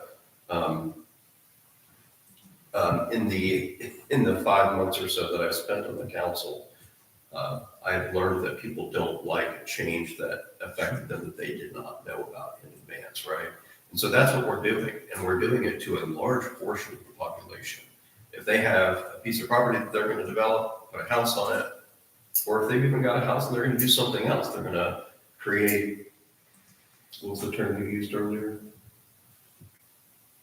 The Casita. Thank you, I didn't know that term. Yeah, something like this, then they're forced into, I think a strict reading of the ordinance would suggest that that's a minor plat, and they need to plat it, and they need to, all the other requirements apply, right? So I think what we're talking about is something smaller than a minor plat that would functionally allow for a rolling development. But there is sort of a natural limitation to the rolling development in that if we're abiding by the planning and zoning, there's a limitation based on that, right? You can only divide 40 acres so many times. That's Right. in theory, that is our fail-safe, yes. Yeah. So if we're going to lean on the minor plat definition to be that exception and not create the incremental inconvenience for people that already own property here, then I think we need to be very careful about how we define public utilities. We don't, public facilities, excuse me. We don't define that in this document. I think generally there's an understanding of what that is, but I don't think we really define it. It's only in the on-site or off-site. Dave, when you talk about public utilities, this, let's say it's an overhead line. It's an easement. Who owns the easement? Property owner. What else is on that easement? Are you all of a sudden gonna run, on those same telephone poles, other services? Now all of a sudden it's public. What about water lines? Are you gonna have a well? Then you're independent. But if you're depending on cross timbers and you're tapped into a main water line, and by the way, I think there has to be fire hydrants ever so often. So I really think, I understand where you're going, Chase, but I think there's too many other things that enter into that equation that all of a sudden it doesn't work. Now, if there's a way to get out of that, that's fine. But you're really stuck with water and other utilities that are going to end up going down that right away before it's all done. But if it only serves the resident that lives at the end, and the entirety of it is on their property, is that But what happens if dedication? you start developing on the other side? You want another 5-acre lot, another 5-acre lot, which is almost, That that's, would be a completely different scenario, right? I'm talking about in a scenario where it is either a flag lot or there's an easement dedicated for access for the lot behind. I think the whole objective here is to stay away from flag lots as much as possible. But again, the utilities, the definition of utilities. So, Well, it's really the public utilities, like what's going to ultimately be dedicated to public uses, I think the question. Because that triggers whether it's a minor plat or a major plat, right? And so if we know exactly what that is, then the definitions are clear. If we don't know exactly what that is, definitions aren't clear. So Stephen, if I read this a couple of times, isn't there, you can come in for a waiver or a variance to the minor plat? It would be approved by council if all he was doing was running a single utility line, and then that would prevent, and maybe they would enter into some type of agreement that says, hey, we'll grant you this utility line to that back lot, but that's it. If you do anything else on this property, then you're going to be required to replat the whole thing, or, whatever that criteria may be. Does that give you some latitude to do that? You could come in for a waiver. The difficulty is that it would no longer be the definition of a minor plat. If they're having, say the property is the end of a cul-de-sac. There is a water line that goes down to the center point of the cul-de-sac.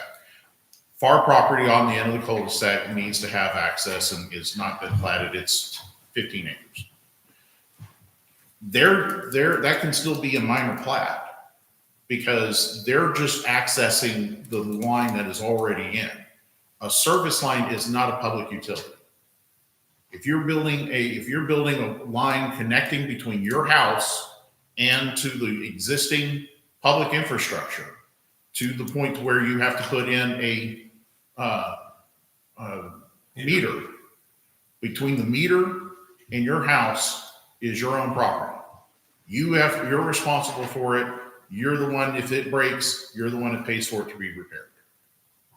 But if you're going to subdivide the property at the end of the cul-de-sac that goes back another 1,000 feet, and you're going to subdivide further, and then you're going to have to build another extension of main for all of those lots to be accessed, even if they're 4 lots deep, then that is new public infrastructure that has to be built at the end of that line, at the end of the cul-de-sac, and there has to be access through an easement for that new public infrastructure. So once again, the definition of public improvements is essential here, right? Because to just what your point was, I mean, or Ted's point, there's a water line running right down across your property, right along the road, right?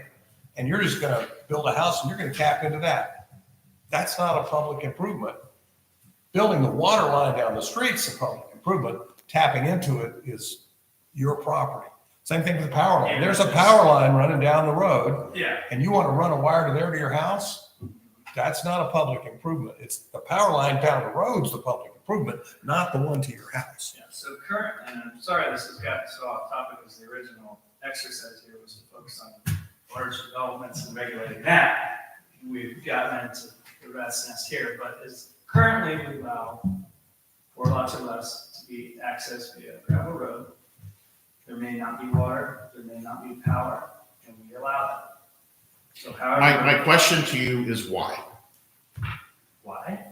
It's, Why not? it's the ethos of the rural community. But again, the point of a municipality, and I'm asking you because I may have to have this problem with another community, and I'm just trying to understand it, is if we're allowing people to subdivide property that doesn't have direct access to emergency services, if we're going 150, 200, 300 feet off of a publicly improved Wait a minute, road. wait, stop right there. Yes, What do you mean it doesn't have access? Well, no, wait a minute, because again, we're talking about, the requirement that how do we enforce? The road has to be able to handle a fire truck. Okay, That's so, but, that's engineering standards. right, So yes, they can have, I think I get where maybe we were going with this. I've done a lot of thinking about how we started as a town, why we're here, and it wasn't necessarily to get into the weeds of regulating the subdivision ordinance. It was to keep other cities from putting in high-rises, and so that's why we have larger lots and have a few roads. But outside of that, I would think that the intent was to get so far into these regulations. Is that kind of? and I absolutely understand that. The difficulty is that what I have heard also is we've got developers coming in and purchasing property and forcing the issue of trying to figure out ways around all of the loopholes and, well, we did this for this guy over here, and trying to figure out ways to It's to a game different the event. system. It's a different event horizon. I think that's what you're saying. Yeah. Our tendency is to look at the way things are today and what we perceive as the next 5 years, 10 years for this community. And we all believe and want it. I think we want to believe that it will stay rural and the people in this community will want it to stay rural. And that's all our hopes. But the reality is, because there are some developers that, while they may profess to having that view, the reality is it's all about the money. And they'll shake your hand and tell you, man, I really want to keep this 5-acre lots.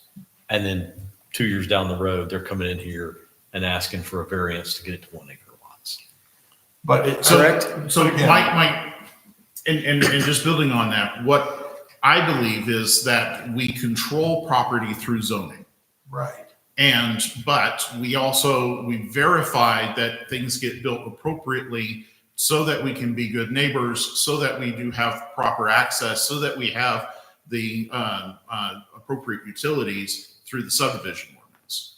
And yes, subdivision ordinance and causing things to plat costs money. And it does cost money to our neighbors and to ourselves.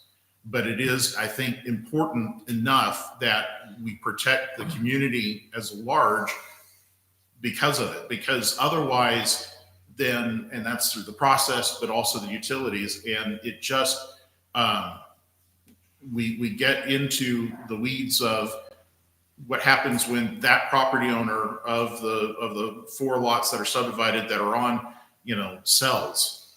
So there's a lot of lots in the town that are serviced by these so-called nefarious infrastructure. Are they in, do we need to do something about that? Is it that bad? Because we've gotten along for 50 years. What I'm saying is that when there needs to be we're at a point right now to update an ordinance in order to ensure that we don't have the kinds of problems that we had just a few months ago come back up again. So again, use the definition of differentiating between larger developments that these rules need to apply to, and the situation I just brought up, and also eliminating the rolling development into whatever mess you might think of. So I don't know how we define that or. Well, if someone's, Well, and I'm also trying to balance that out with what the state allows too, and I'm not really finding that connection just yet, and I'll have to do some more research on it. But I'm not sure how do we make exceptions for that you have to build infrastructure in one case of 4 lots, but not infrastructure in another case of 4 lots. And I'm trying to figure that out. But Currently allowed. and I absolutely understand it. And just because you haven't been challenged on it yet, doesn't mean that you won't be challenged on it in the future.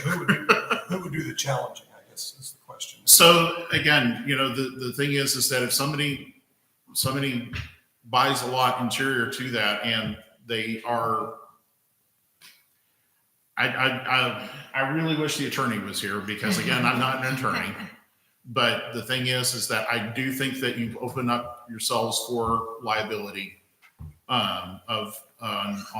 Well, I think we need to investigate it, but again, it's very difficult for me to see how saying, if you're subdividing into 4 lots and you're not using any public improvements, you got to go through a major plat and all this other stuff. I think we've defined for the minor plat. My concern is for the having rules of not having to put your infrastructure. I'm not really sure where we're trying to get to between the differences of the 2 minor plats. That's where I'm still very confused about. Because in the definition right now, a minor plat is 4 lots or less, and you have to have a no public improvements. And so that means that all of your services are available. And what I'm hearing is that we want a minor plat that we need to have some services can be built, but we're not going to have to make you go through the full major plat process. Not really. I think there's some level under a plat, period. Right? If is Chase's example, is that a subdivision where a piece of property is carved off of a larger piece for one home, one resident? Does that necessitate a road, a concrete road that meets the engineering design requirements? Does it need to be underground utilities? If it's just one piece of property being carved out, that's not really a subdivision. It is a subdivision. You are dividing a piece of property into 2 or more bits. If you could do what you were just talking about, defining which services would be considered public. Access to sewer system, that to me is pretty logical. Up for discussion, but I don't think a power line, I don't think a 2-inch PVC line running down an easement connecting the cross members is really needed to be the trigger for everything else. Well, the other thing with that is a 2-inch, if you were running a 2-inch water line. I'm just saying a single lot. Yes. Back, so. Because a 2-inch water line would support a single lot. You start trying to feed 4 lots off a 2-inch water line, you ain't gonna get there. I get that. Yeah. And maybe that's it. Maybe this is a tempest in a teacup because you're not gonna be able to put in a 2-inch water line and service 4 Of lots. course, at some point to then. Right. Well, each house is going to have its own meter. They each have to have their own meter. Yeah, I think that's a cross rule. Well, yeah, they're not going to send the water unless they can tell how much you used. So, yeah. Same thing for CoServe. I mean, they want a meter. They want to know how. On-site facilities trigger of anything is considered public improvement, the way I read it. And I don't necessarily like that. If we could define. So, Stephen, do you kind of feel like you know where we're going, or you still? I think so. I'm just, it's absolutely new to me. And I'm having a hard time with it. But I'm at your employee, and so I'm going to do a little bit more research on it to let me see if I can find something that has already been approved by other cities. And again, I really do think that council needs to look at this because. Well, they're going to approve the whole thing. But Right, but I'm just, that's my concern, because again, I'm trying to protect you guys. That's what I'm trying to do. And being able to ensure that there is appropriate facilities for every lot Why that don't comes in. look at our existing ordinance too, and see if that gives you any help. Well, part of this is that we want our cake and eat it too, right? We want the ability, if we have these large lots, and to be able to run a power line if we so choose without going through all the hoops. But at the same time, we want to be protected from that developer that comes in and says, oh, I'm going to buy 8 acres and develop 4 lots. And then 2 years down the road, I'm going to buy another 8 acres from the same owner and do another 4 lots, to where suddenly it's an 8-lot development. At Right. some point, though, he's going to have public infrastructure. That's Right. That's why that Right. rolling thing is kind of chimera here. It's not unlikely scenario, because at some point, somebody's going to have to put in heavy duty water line and heavy duty electricity, and they're going to run a fiber optic cable for the internet. And Right. I'm sorry. But at the end of the day, Stephen, I think what we're saying is make it to where we can have both. And I absolutely understand that. And I really do. We don't ask much. Come on. So I have a question. Every time you were speaking, Chase, all I was thinking of was, does this include things that if I have a 10-acre property and on the back 5, I want a huge barn and I want a shed to put all my tractors and stuff, does this include that as well? Because I thought I heard, even though I'm No, you're not subdividing. Okay. You're just building stuff. But do I That's- still need a It's a good plat? I question. can't just get a building permit and say I'm gonna put in a barn and a shed. And that's what exactly what this says, to pull a building permit, Yeah. period. So it would apply. But it'd be a minor plat. So I need to start the plat process, even though I'm only putting in, nobody's gonna live there. I'm pulling everything from my house already, the water, the electric, all that stuff is gonna go in the back. Okay, Yeah, This is and what that's I'm why I'm concerned talking about about inconveniencing existing residents. right, and that's what I was thinking, because that, for existing people, I think that's very likely that people will do that, or maybe they want a But pool, or, we you know, want- whatever. We've got a church down there that was What? built without a permit. Yeah, Right? yeah. If you want a permit, you have to tell us what you're gonna build, and it has to meet our zoning and it has to meet our building requirements. So you have to tell us. I mean, Yeah, everyone- I agree. There's no dispute about that. Yeah, I mean, you so- can't- Yeah. Oh, right, Yeah. but I So- would say I want to that's- build a barn yeah, and I need a that ends permit. up right there, right? It just comes in and town staff approves it, right? I mean, you gotta go through, Because kosher, you can't even get power to it without having a green tag to sign off to put in Yeah. a meter. If you put a new pole, they come in. They won't- Right. But in that case, you would have to have, it would have to be platted, not just surveyed. Correct. It would be platted, and that would trigger all this All other this- stuff. but that was, we started out with that, is that are we as a town going to say that you have to have a plat if you want to do squat? That's a threshold question. Right, Right? Mm-hmm. And this says, as the other towns around us, that eventually we want everything platted. This meets and bounds stuff is like the old stuff. We want the new stuff, which is plats. So if you want to do something, plat it and bring it into us, even if you want to put a swimming pool in. 200, 300 square foot shed, it's gonna cost you $1,200. Now you're gonna go spend 10, 12,000 on getting plat stuff done, but it's not cheap. And then you have to follow all the other stuff that happens to go along with that. Hmm. And something like that, I'm not gonna build it. Or I'll build it and won't tell anybody. So, am I Right, and then it won't be up to comfortable with spec. A primary residence? Okay, Then we lose control over it. we'll go with Right. that. A barn, something along those lines. So could you make Yes. it to where if it's an ADU, right? And I, Okay, that if it's an AUD, that it falls outside the guidelines? what is AED? that's right, it's a, Auxiliary dwelling. yeah. Yeah, Yeah. To where Oh, that way, if you had a oh, barn, okay. if you wanted to build a barn, you don't have to go through and have it replatted. Right, Or, and the way this reads, I think, was any building permit. right. There's an exception. The issue of building permit for unplatted and subdivided tracts, a survey completed by a surveyor reflecting zoning setbacks, easements, and boundaries of the parcel, including legal description of the unplatted parcel, must be submitted to the town. So there is an exception For unplatted. That is, so that's if it's unsubdivided too.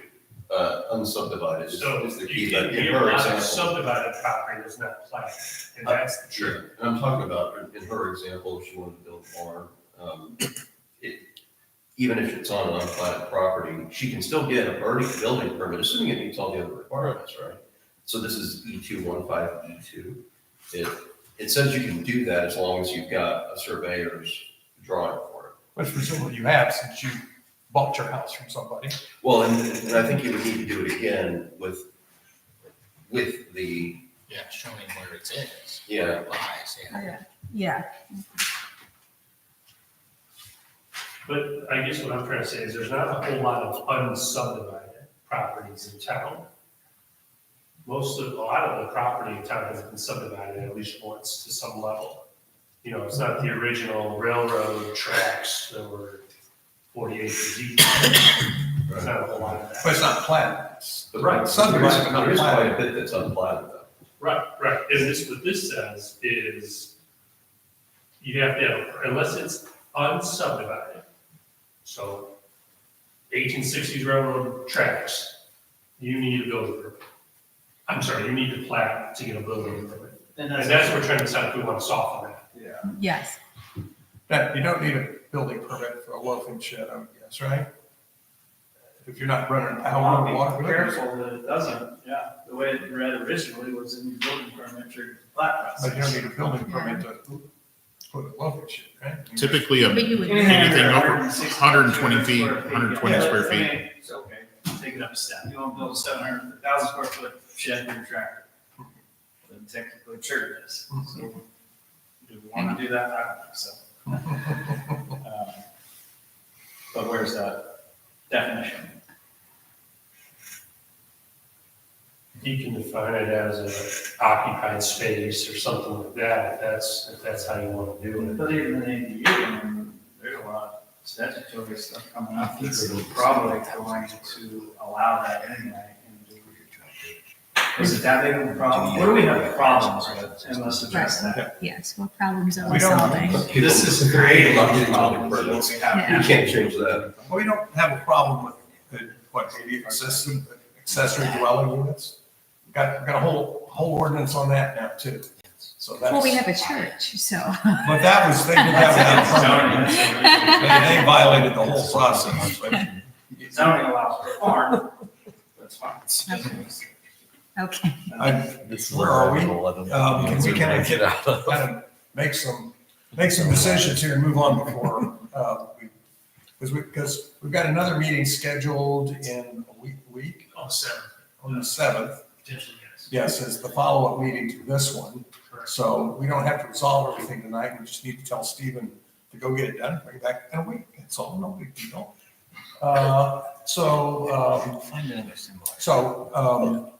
What, do you, Stephen, do you feel like you've got a grasp of kind of what our conundrum here is? And I know you may not have a solution yet, but you're gonna go think about it? Well, right now, I've got that we need to have a better definition of public improvement. That we need to understand how you can get a minor plat with exceptions.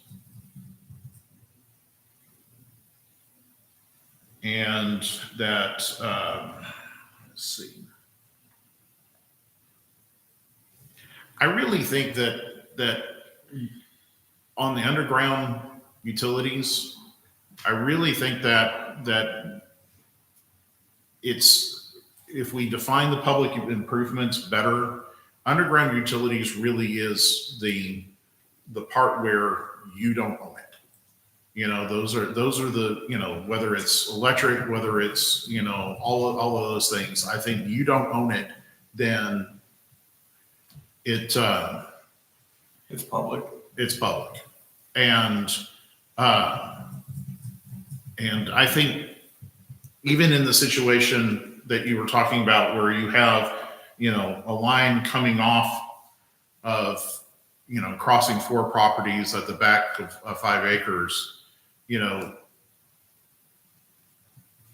I think, That's a good way to look at it. It's, you don't own it, even and it's if an you, easement, because even if there is a power line across a private piece of property, and I want to connect, and I'm the neighbor, and I want to connect to that, they would make me get permission from that landowner. Yes. So that would, in a sense, mean that it's private, even though it is a public utility. no, it would be, they would still own the line. Yeah, they still own the land. They still own the Just has line. an You own easement the through it. land as the easement. Perfect example. Because there's, yeah, a power line going back piece of property over here. I was not allowed to tie into that without permission from that landowner. Technically, it's a public utility, but because I can't connect to it, it's private. So defining that, just like you said, if you don't own some sort of rights, whether it's own the land or own an easement or dedicate an easement for that utility, then it's considered a public improvement. So if 4 lots or less, you have to have independent utility service to your lot. And then it doesn't have to be underground. Right. Again, the underground aspect is not new to the town of Copper Canyon. I mean, it's in your ordinance today.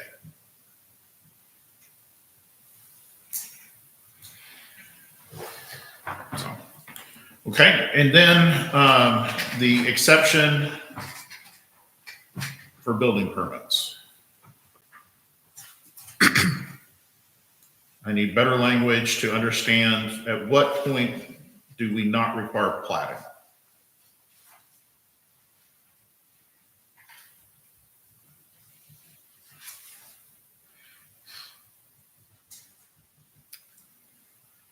So I would think that would be anything that would not require inspections. So maybe a loafing shed. If you're going to build a barn and put power lights in it and run a sink in it, you're going to have to have professionals say it's okay, and you're going to need a building permit. Right. So the question is if it's, so maybe you need Yeah, but to. does it need to be platted? No. We've already said that there is an exception for surveyed but unplatted land. David read it, so it needs the definition. Just strike the subdivided. Yeah, you just need to strike the word subdivided, and we're okay. So if it's unplatted, you can get by with a survey. So it's just striking one word out of the definition. So this is what we're talking about right here. So if we just strike that right there. So if it is a building permit for unplatted lots. Right. Okay. So I'm going to make sure that we understand that this is not lots that are subject to being plat. Because again, we're trying to make sure that we're not issuing building permits early on lots that are intended to be subdivided. Again, so do you understand the difference? Yeah. Because again. That was what that word was intended to do. Right. It's in the wrong place. We're trying to make sure that a developer doesn't come in and start building on Right. lots that he's intending to subdivide. So it'd be, And tear down the barn. Right. Right, okay, all you right. say unless otherwise provided in this document, this works. Okay. Something like that.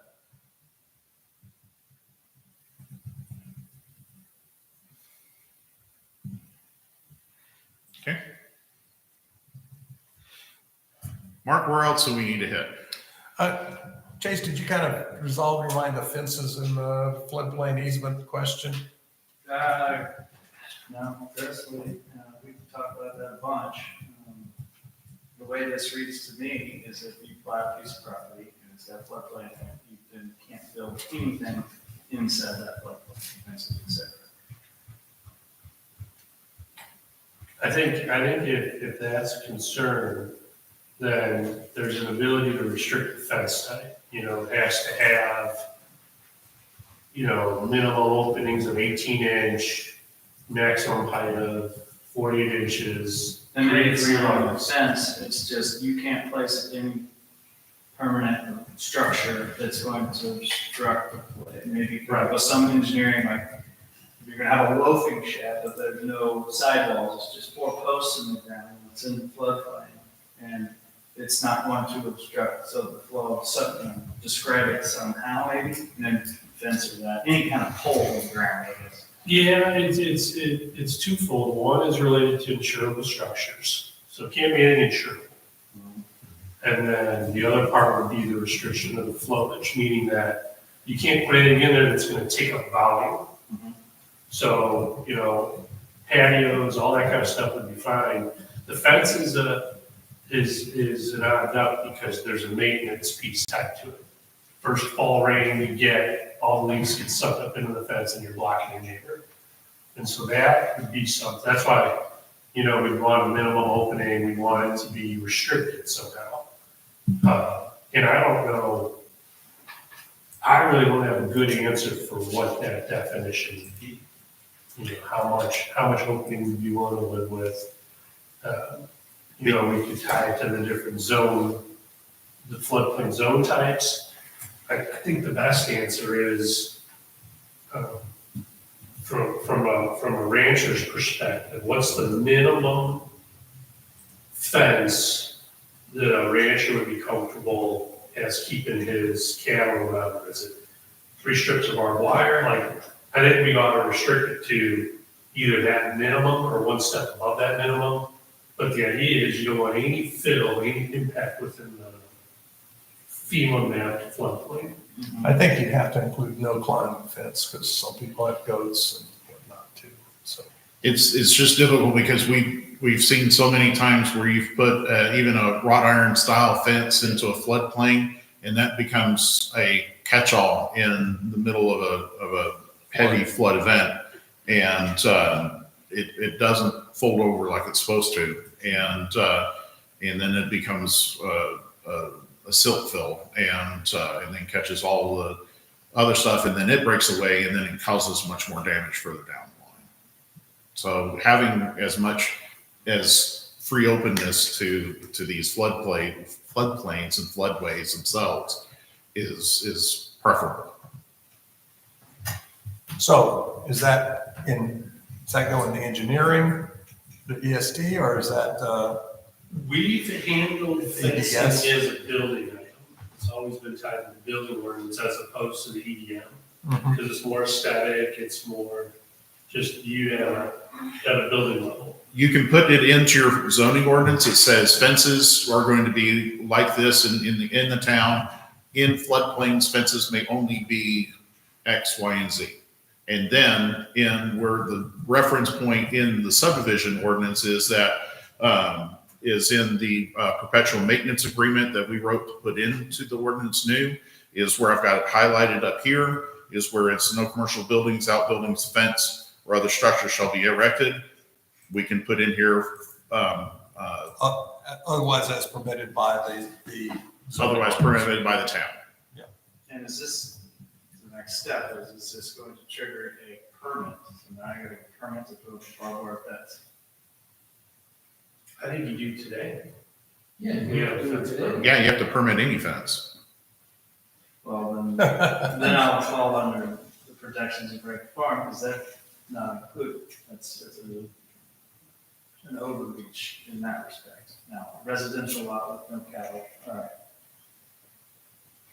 Yeah, That's what these little gotchas that. Well, I mean, I work in New Fairview, and they've got lots of fencing in there, and they just approved a much more stricter fence requirement on 10, 15 acre lots, and you have to get a permit to build. Well, I'm not saying that fencing. there aren't places with very onerous regulations. I don't want to see that here. at least with this. Well, and again, I'm just comparing rural to rural at this point. Some Because shut down the kennel operation Yeah. here. Yeah. you We have need got a permits kennel and licenses, right? Well, maybe it's a permanent structure, you know. I know you got a bunch of temporary fence you can move around. I don't know. It is a bad question. It's a hard question. And I get both sides. It's just, Well, would it just be residential versus farm? And, you know, if you have a farm and it's ag, and, you know, because there's all the things that make it a farm versus, you know, someone's house.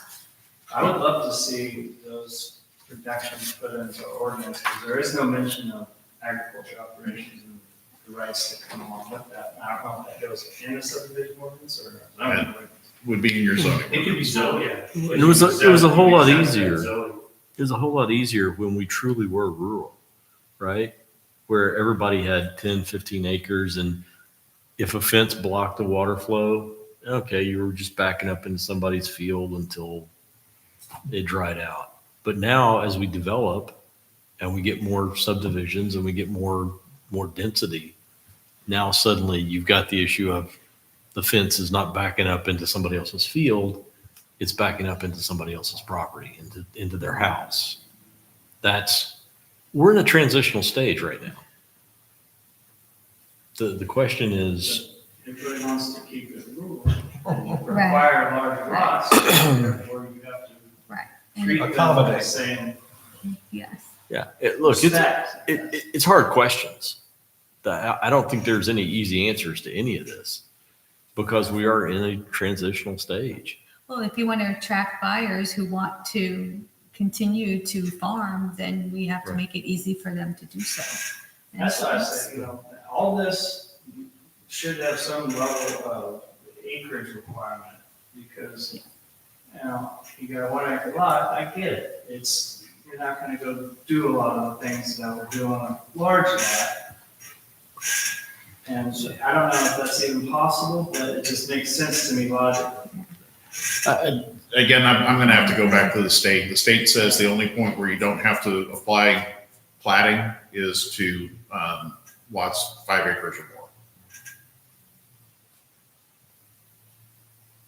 I think we're on fences, but yeah. Yeah. I don't disagree with you. I don't disagree with you at all. If you want to put up a barbed wire fence on your 40 acres, you should be able to put up a barbed wire fence. But that's today, right?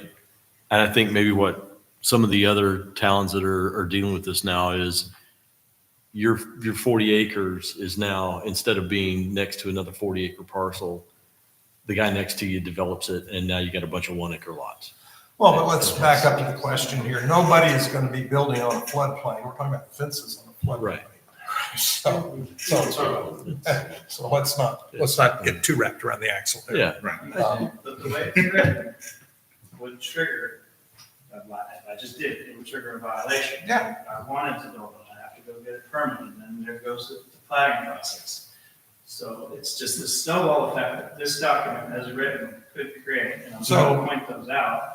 So if you assume for a moment that as a town, we want people to come in for permits and not just do whatever the hell they want.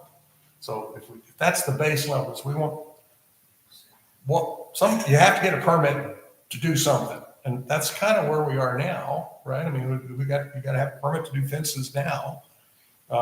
And there's no. Do we have to have a permit to build a fence now? Okay. It doesn't There cost are anything right now. jillion fences being built that I guarantee you don't permits. There's no. Oh, yeah. I believe you. And that goes back to your point, enforcing ordinances, brings me back to, there's a lot of stuff in our ordinances that we don't enforce, but man, there's a lot of gotchas that nobody really realized. And that's why going through all this is good, but it's also, it's not just making it more powerful against developers, it's also looking at, some of this stuff just doesn't make sense for who we are as a town. Let's kind of massage this to make it more reasonable. Well, do you think the answer is need to come up with an agricultural zoning? Do we need another zoning that actually says agriculture, and then you can? I think we just mentioned that our town recognizes the the right to farm law, that covers it all. But then would you need a special use permit? No, I wouldn't, I don't think the agriculture's, I don't think the agriculture zone, some of the other towns have. So what is It's not that, illegal. what is that rule? Protected during the state anyway. what does that rule say, or permit or not permit? It's long, I'll print it out. But basically, anything to do with agriculture, operations and improvement are protected from city ordinances. Because there's a lot of towns that, and cities that have passed ordinances, and they come back from farmers and ranchers for doing agricultural operations, and you've got a big loss. Anyway, they wrote the statutes and beefed it up recently to protect those folks from the ordinances that could be passed by a town that aren't necessarily directed at agricultural operations, but have unintended Well, consequences. so actually, that sounds like a really, to kind of first blush, that sounds like a really good solution to say that we abide by that law. It's a law, right? We abide by that law. Well, then that kind of shortcuts all these other, Represents everything else, yeah. that just kind of, that supersedes whatever else may be anywhere else, right? I've read that, I don't Yes. remember if it does. Anything to do with operations, and then anything goes further into improvements, barns, fences, et cetera, And it defines what they are are. not liable to governmental regulations. Including no permit? Yeah, no, we're not liable to governmental regulations, therefore we're not required. Interesting. So Troy, this goes all the way back to a conversation we had in like October about a town vision. Right. And so if we can really solidify what the town vision is, rural, attracting farmers, agriculture, that kind of thing, all of this would tie back to that. And so we can always stand on that as far as zoning changes or ordinance changes or whatnot. It's, you know, we are a rural agricultural community and that's it. And that, you know, and we publish that, we make that known. And so when people come in, they know what they're looking for, and that would attract, I mean, people want to live in that type of place, right? Not everybody wants to be a suburbanite. So I think it's important that we kind of circle back to that as well. Yeah, and that's probably more of a town council thing, but So, Stephen, if there's this law out there that says the state protects these things and won't let us regulate them, Well, there's a lot of caveats with that. It's not quite as blanket as what Councilman's kind of looking at.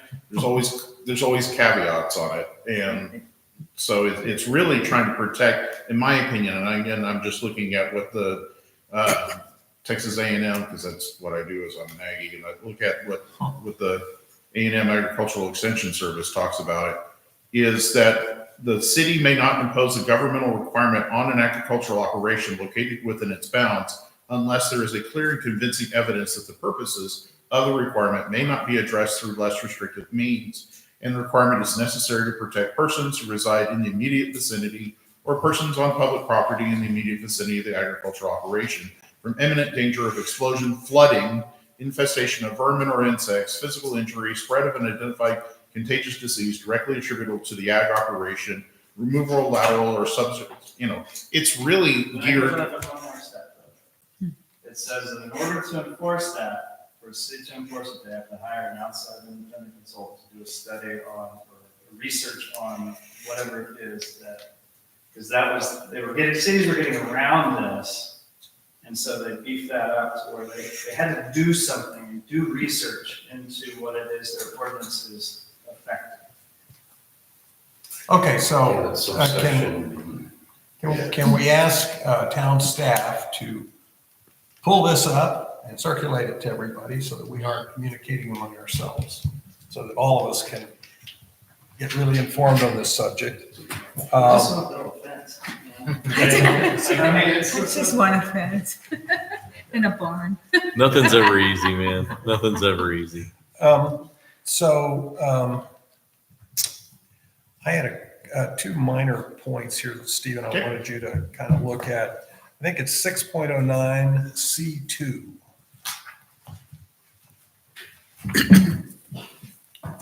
or 6.9C2, sorry.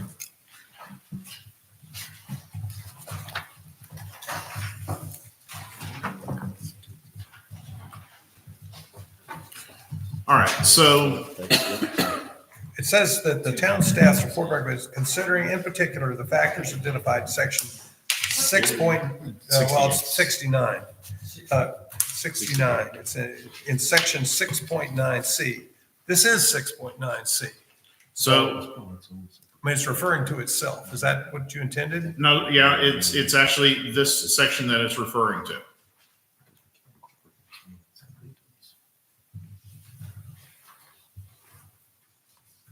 So the paragraph above.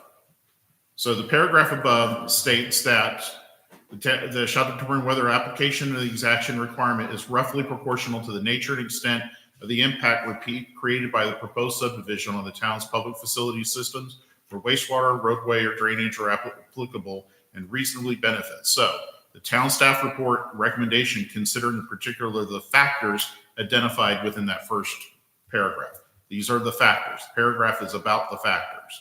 So the report states that the factors of, considering the particular these factors. So this is a report basically on if there is an exaction to a subdivision that has been challenged by the subdivider. So a definition of exaction, that is anything that we require them to dedicate to a public entity. And in this case, it would have to be the only thing that the town requires to be dedicated to it is a road, so that the town then maintains a road. We don't have a water system here that is dedicated to the town. We don't have a, so yes, So sir. let me ask, so an example might be a subdivision, they want to build a big subdivision, a lot of houses. And we would say, look, if you're going to do that, you're coming off the public street, we want a turn lane. You're going to have to set aside a turn lane into your property.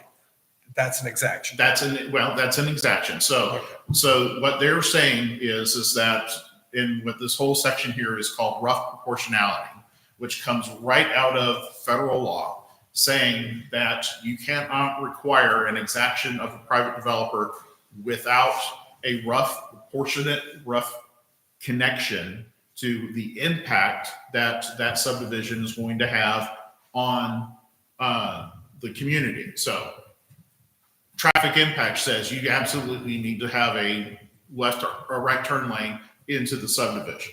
So there is a proportionate impact on the community. It says you need that extra 25 feet of land to build that one. Well, I don't want to build that extra 25 feet of lane to do that. So I'm going to go against what the city says or the town says. And so I'm filing for this. And so then the town, in order to defend itself on that creation of that exaction, will create a report based on these factors. And that report states, this is why we have to have this property exacted. Okay. And so another example might be, say, look, we want parks. So I want you to put a 5-acre park in the middle of your development. This is where they would appeal that and go, wait a minute, you don't need a park. So absolutely, state does require you to have a park dedication ordinance, and it has to show how that dedication applies to it. And there's another whole ordinance that has to go along with that, but that's exactly the kind of creation of an exaction from that. This is all comes out of a federal case law out of the Pacific Northwest, where a trail was required of a subdivider to build, and it went to the federal Supreme Court. So did you have to build it? No, because it was going to cost more land and more cost to the developer than he was creating a need for. And they were just trying to get them to build it. They didn't have a plan for it. So one of the things is having a master plan, showing a master plan. Why do you have you require a wider street to be built? Because it's a major arterial. It's on your master plan. This is a major arterial through the community. You're going to have to dedicate property in order for that major arterial to do so. Well, the only way you're able to dedicate it as that extra property for a major arterial is because it's on your plan that says so that you're going to do so. So Chase is going to write our parks ordinance. Well, we did talk about a green space, along with trees, for developers. The zoning side of it, right? That's, I don't think that's in this side. not on this side. Yeah. That's, But, yeah. yeah. Now, parkland dedication would be something that can be added to but that really is another full process. Yeah, for separate, parkland separate. dedication. Okay, so look at 615B. My question there was, there's a capitalized term called letter of recognition. And I didn't see. So that goes back up here to,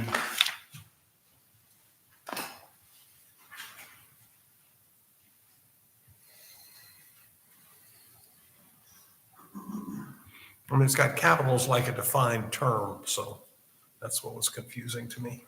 so it goes back up here to recognition of vested rights.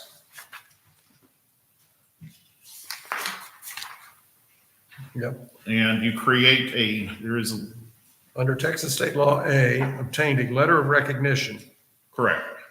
So who is writing it and who is responsible for it and who keeps track of it and all of those questions? They've applied for and obtained a letter of recognition of vested rights. So is that they're applying to the town for that? What's the protocols there? Give me just a second.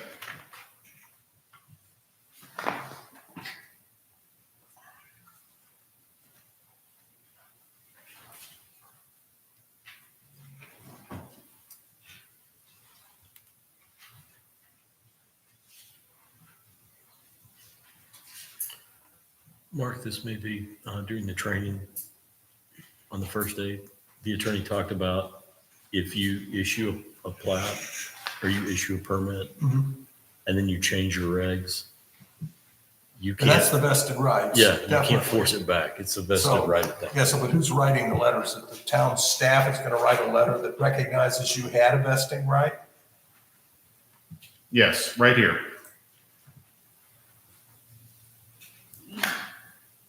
So this is another job for Sheila? Well, both in rough proportionality and vested rights, these are CYA kind of things. What you really want to do is have this language in here, but you really don't want to get to this point. The point is that, you want to have your professional staff, your engineer, your town administrator, city secretary, your staff that is going to go through this process to work with the developer up front so that there isn't any miscommunication as to what the established rules are. This is if the developer really wants to push the boundaries of going through the development process. Vested rights is a protection of that, and why we're doing this as a subdivision ordinance. It really is that you meet for the pre-application meeting, great, we'll look at your project and everything. We're going to hand you everything back because anything might be accepted and might be part of that vested rights. So if we accept an application and then it gets denied because they aren't doing that, they're going to state that they may have a vested right in this moving forward. And so what that does is that you can have a vested right established, but you might not still be correct in the ability of developing or creating the plat until it is. This goes into a lot more case law than I am familiar with. Okay. And so vested rights gets challenged very so often, and that's a question for an attorney. Okay, so Sheila, can you make a note to ask our attorney to review this section and tell us, all I really care about at this juncture is who writes this letter of recognition? When does it have to be written? Is there a time limit? Any of those kind of requirements that we're going to have to, that we, meaning you, are going to have to abide by. And so I just want to know, what is a letter? What does it look like? Kind of what are the facts surrounding it? So it just, you're going to write me an agreement. Well, what's it going to say? Who's going to do it? Yeah, so.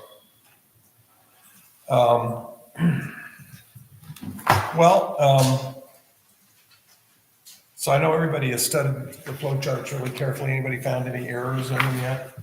Can we get two things real quick before? Yeah, I'm just throwing that out for the Okay. next meeting. Okay. That's all right. Really, these will be super quick. On 5.3, which is under frontage lots. We reference under B, we reference the EDM. We define frontage lots and public widths all in the ordinance. So I don't know if we need that or not. So, okay, so we define under ordinance of which ordinance? So in our subdivision ordinance in the table, it describes lot widths and everything. In the subdivision ordinance or in the, In the zone, sorry. In the zone, okay. okay. It describes the lot widths. So you're saying we need to add here and as described elsewhere in the zoning Yeah, ordinance? either that or just, yes, just not in the EDM. So if it can go away because it's already in our zoning ordinance, or if it needs to stay in the zoning ordinance. Okay, so it's prescribed in the town's zoning ordinance instead of EDS, sorry. Okay. Number 2, under the definitions, under calendar, business, You have a page? page 78 in my version, but that's the one with all comments legible. It's the second to, about the third to last page, right at the beginning of all the definitions. Okay. Days, comma, calendar. We say days business. About 2/3 down under the Cs. I was just gonna suggest we add federal holidays or holidays to that at some level. Okay. And then the final one, which may open up a can of worms, I haven't decided if I wanted to ask you that.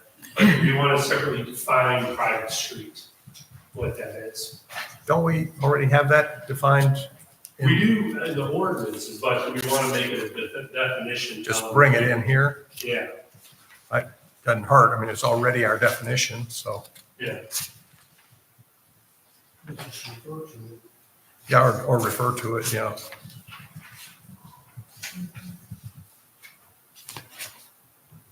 Because, yeah, either under the street where you had it, Stephen, where you're looking right now, or just as a thing under P's, it's private street, but it makes more sense to go there. Yeah, I'd agree with that. That's in our existing ordinance zoning, yeah. Okay.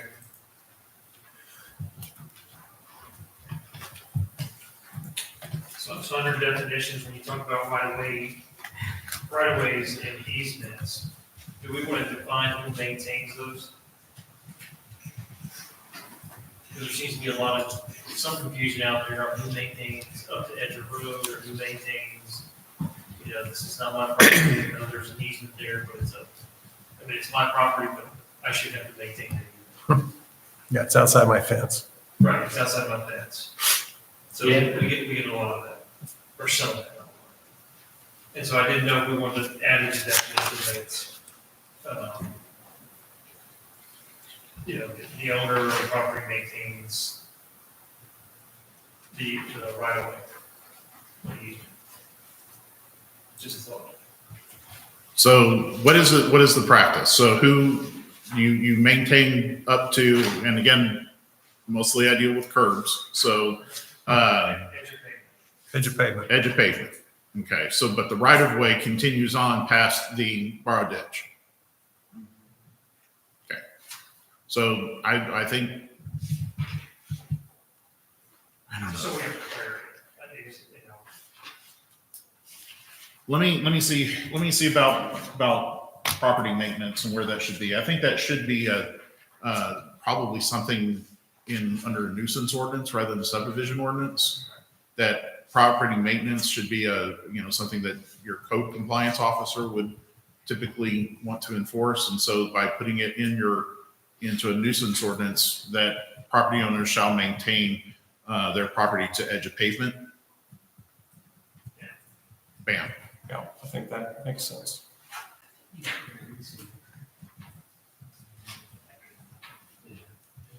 Because you got already something in there that says you can't have,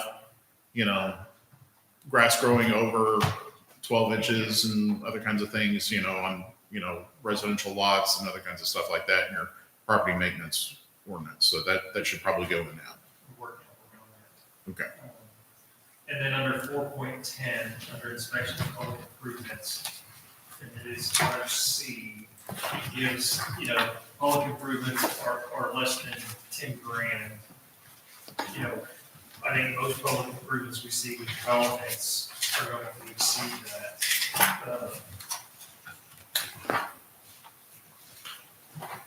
So I don't know if we want to consider increasing that amount. I mean, if you think about landscaping, for example, I think they're speaking to, the developer comes in, dead of winter, that's all he has to do is put in landscaping, but obviously plants are available. So then we're gonna take some type of money from the industrial account bond. So you, again, we're talking very specifically here to public improvements as water, sewer, roads, and storm. So landscaping, you can't typically hold the recording of a plat because they didn't install their landscaping. And that's gonna be under like what our tree and whatever ordinance too, right?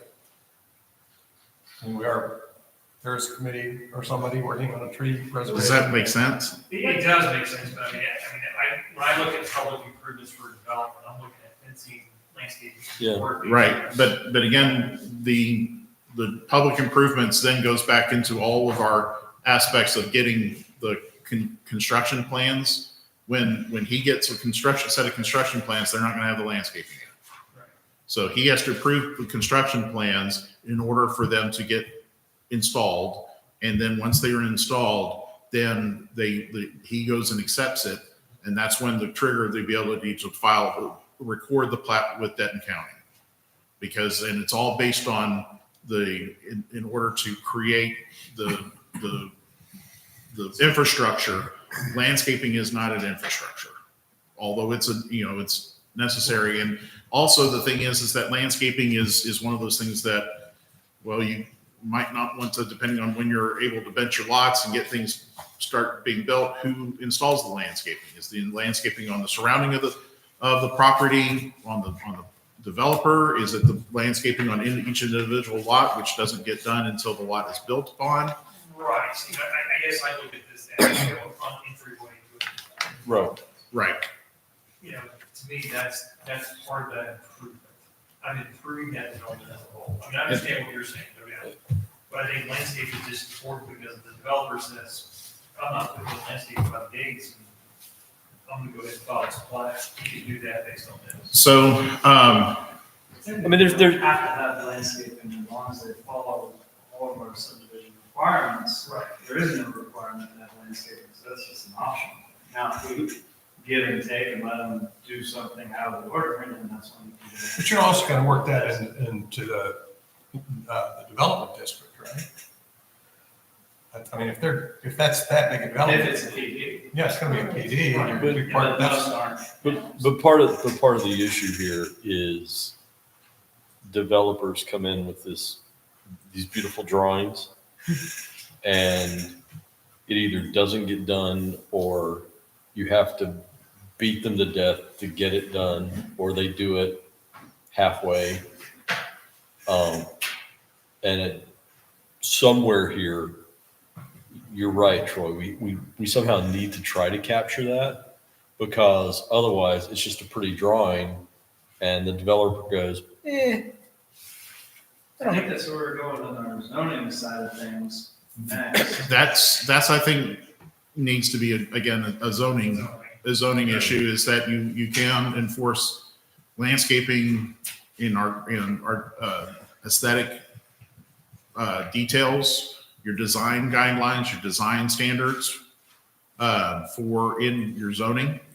But I don't think, because under this section, which is very specific to the public improvements as part of a construction set of documents, that landscaping isn't included in that.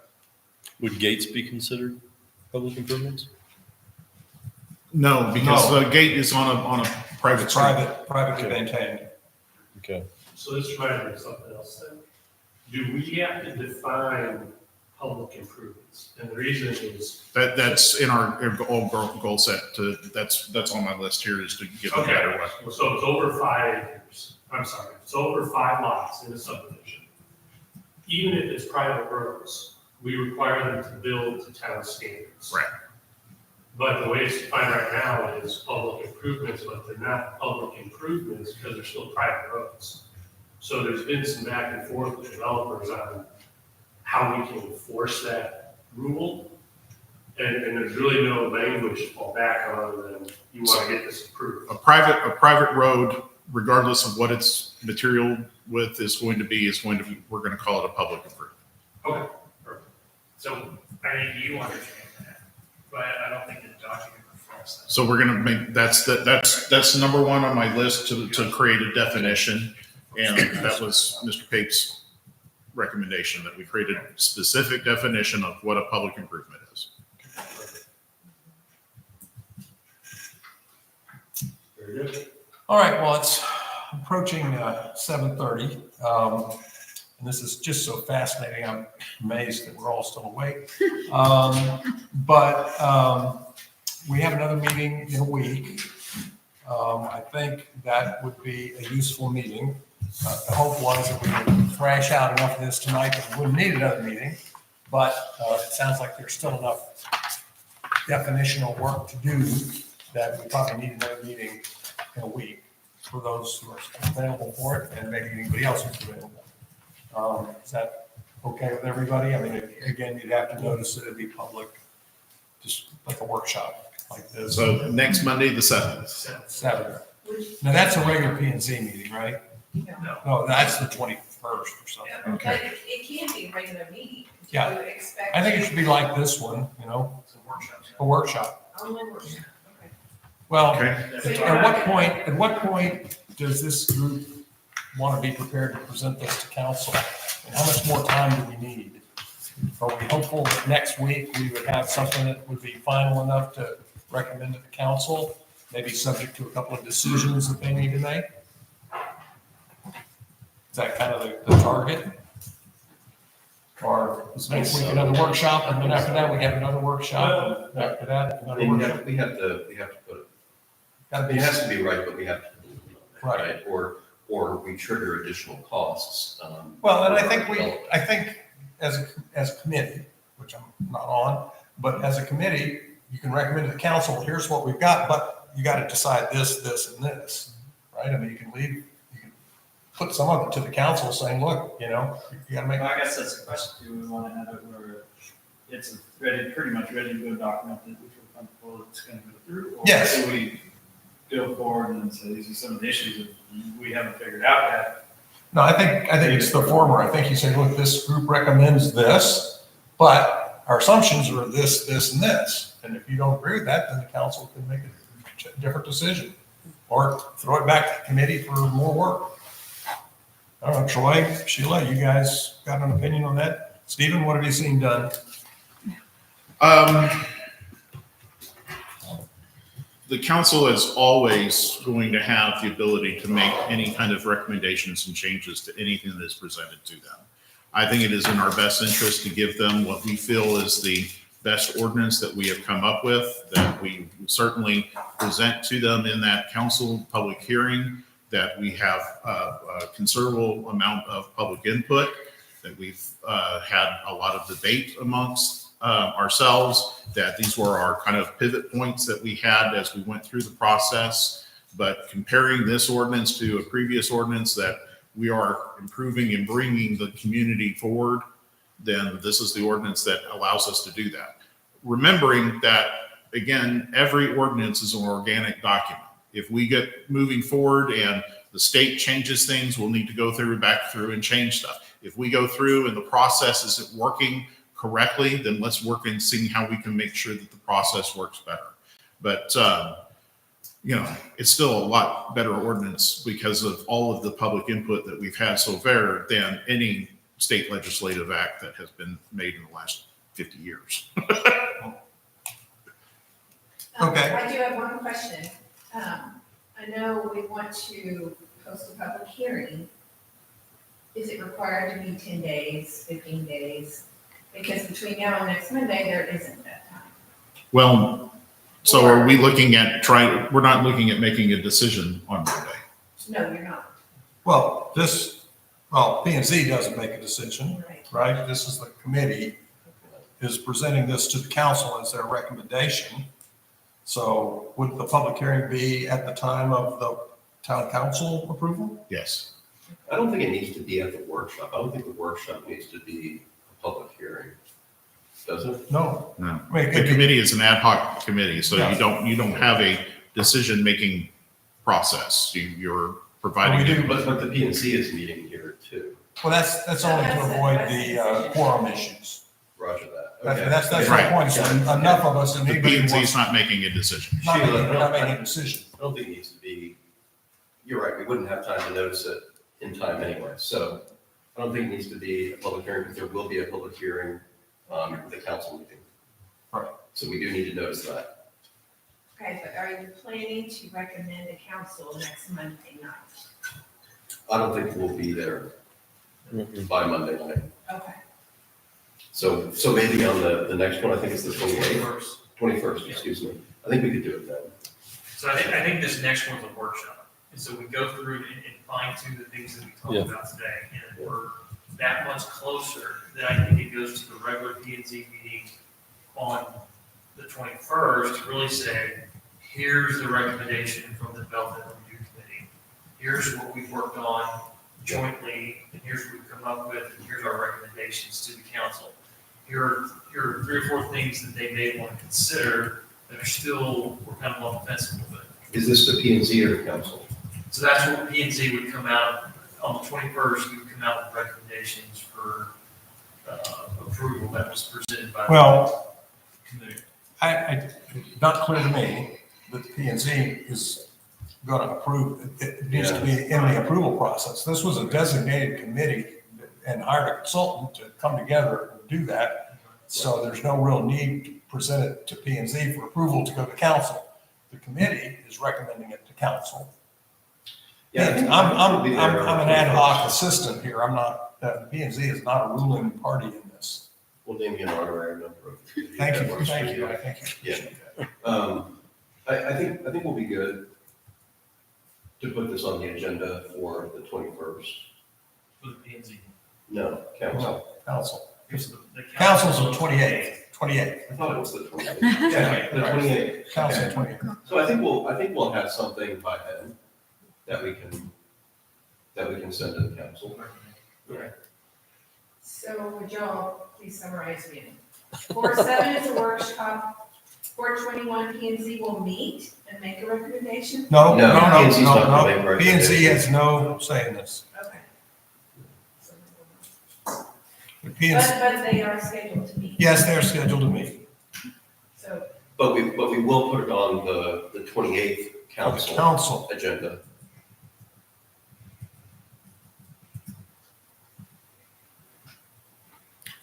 One question. I'm sorry, because is everybody comfortable with one more round of mods and then one more At release? least, Does yeah. everybody feel good about that? Yeah. I mean, do you feel like we can get it pretty close to the finish line at that point? I think if as long as we don't go down another rabbit hole, I think we'll be fine. I think, you know, what would be helpful is if you are able to pin down either the agriculture thing, Yeah. or maybe a couple of these key things, Right. and get that out ahead of that meeting, ahead of that next meeting, then I think that'll save a lot of. No, I'm Yeah. absolutely trying to get that. I've got several deadlines this week, but I'll get this prioritized. Sheila, I emailed you a link to that the agricultural protection, yeah.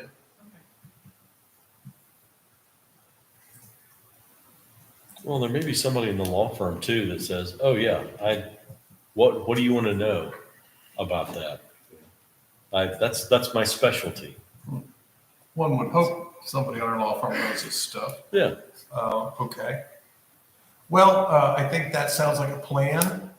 So the workshop next week, I guess, will be a P and Z workshop again with public input, not a hearing. And that way, all of us can gang up, and maybe Jeff and Mitch will be with us then. And they'll probably bring a few more rabbits to chase, and we'll do that. So that being the case, is there any further discussion? Hearing none, I declare this meeting adjourned. Giddy up. Yes, sir.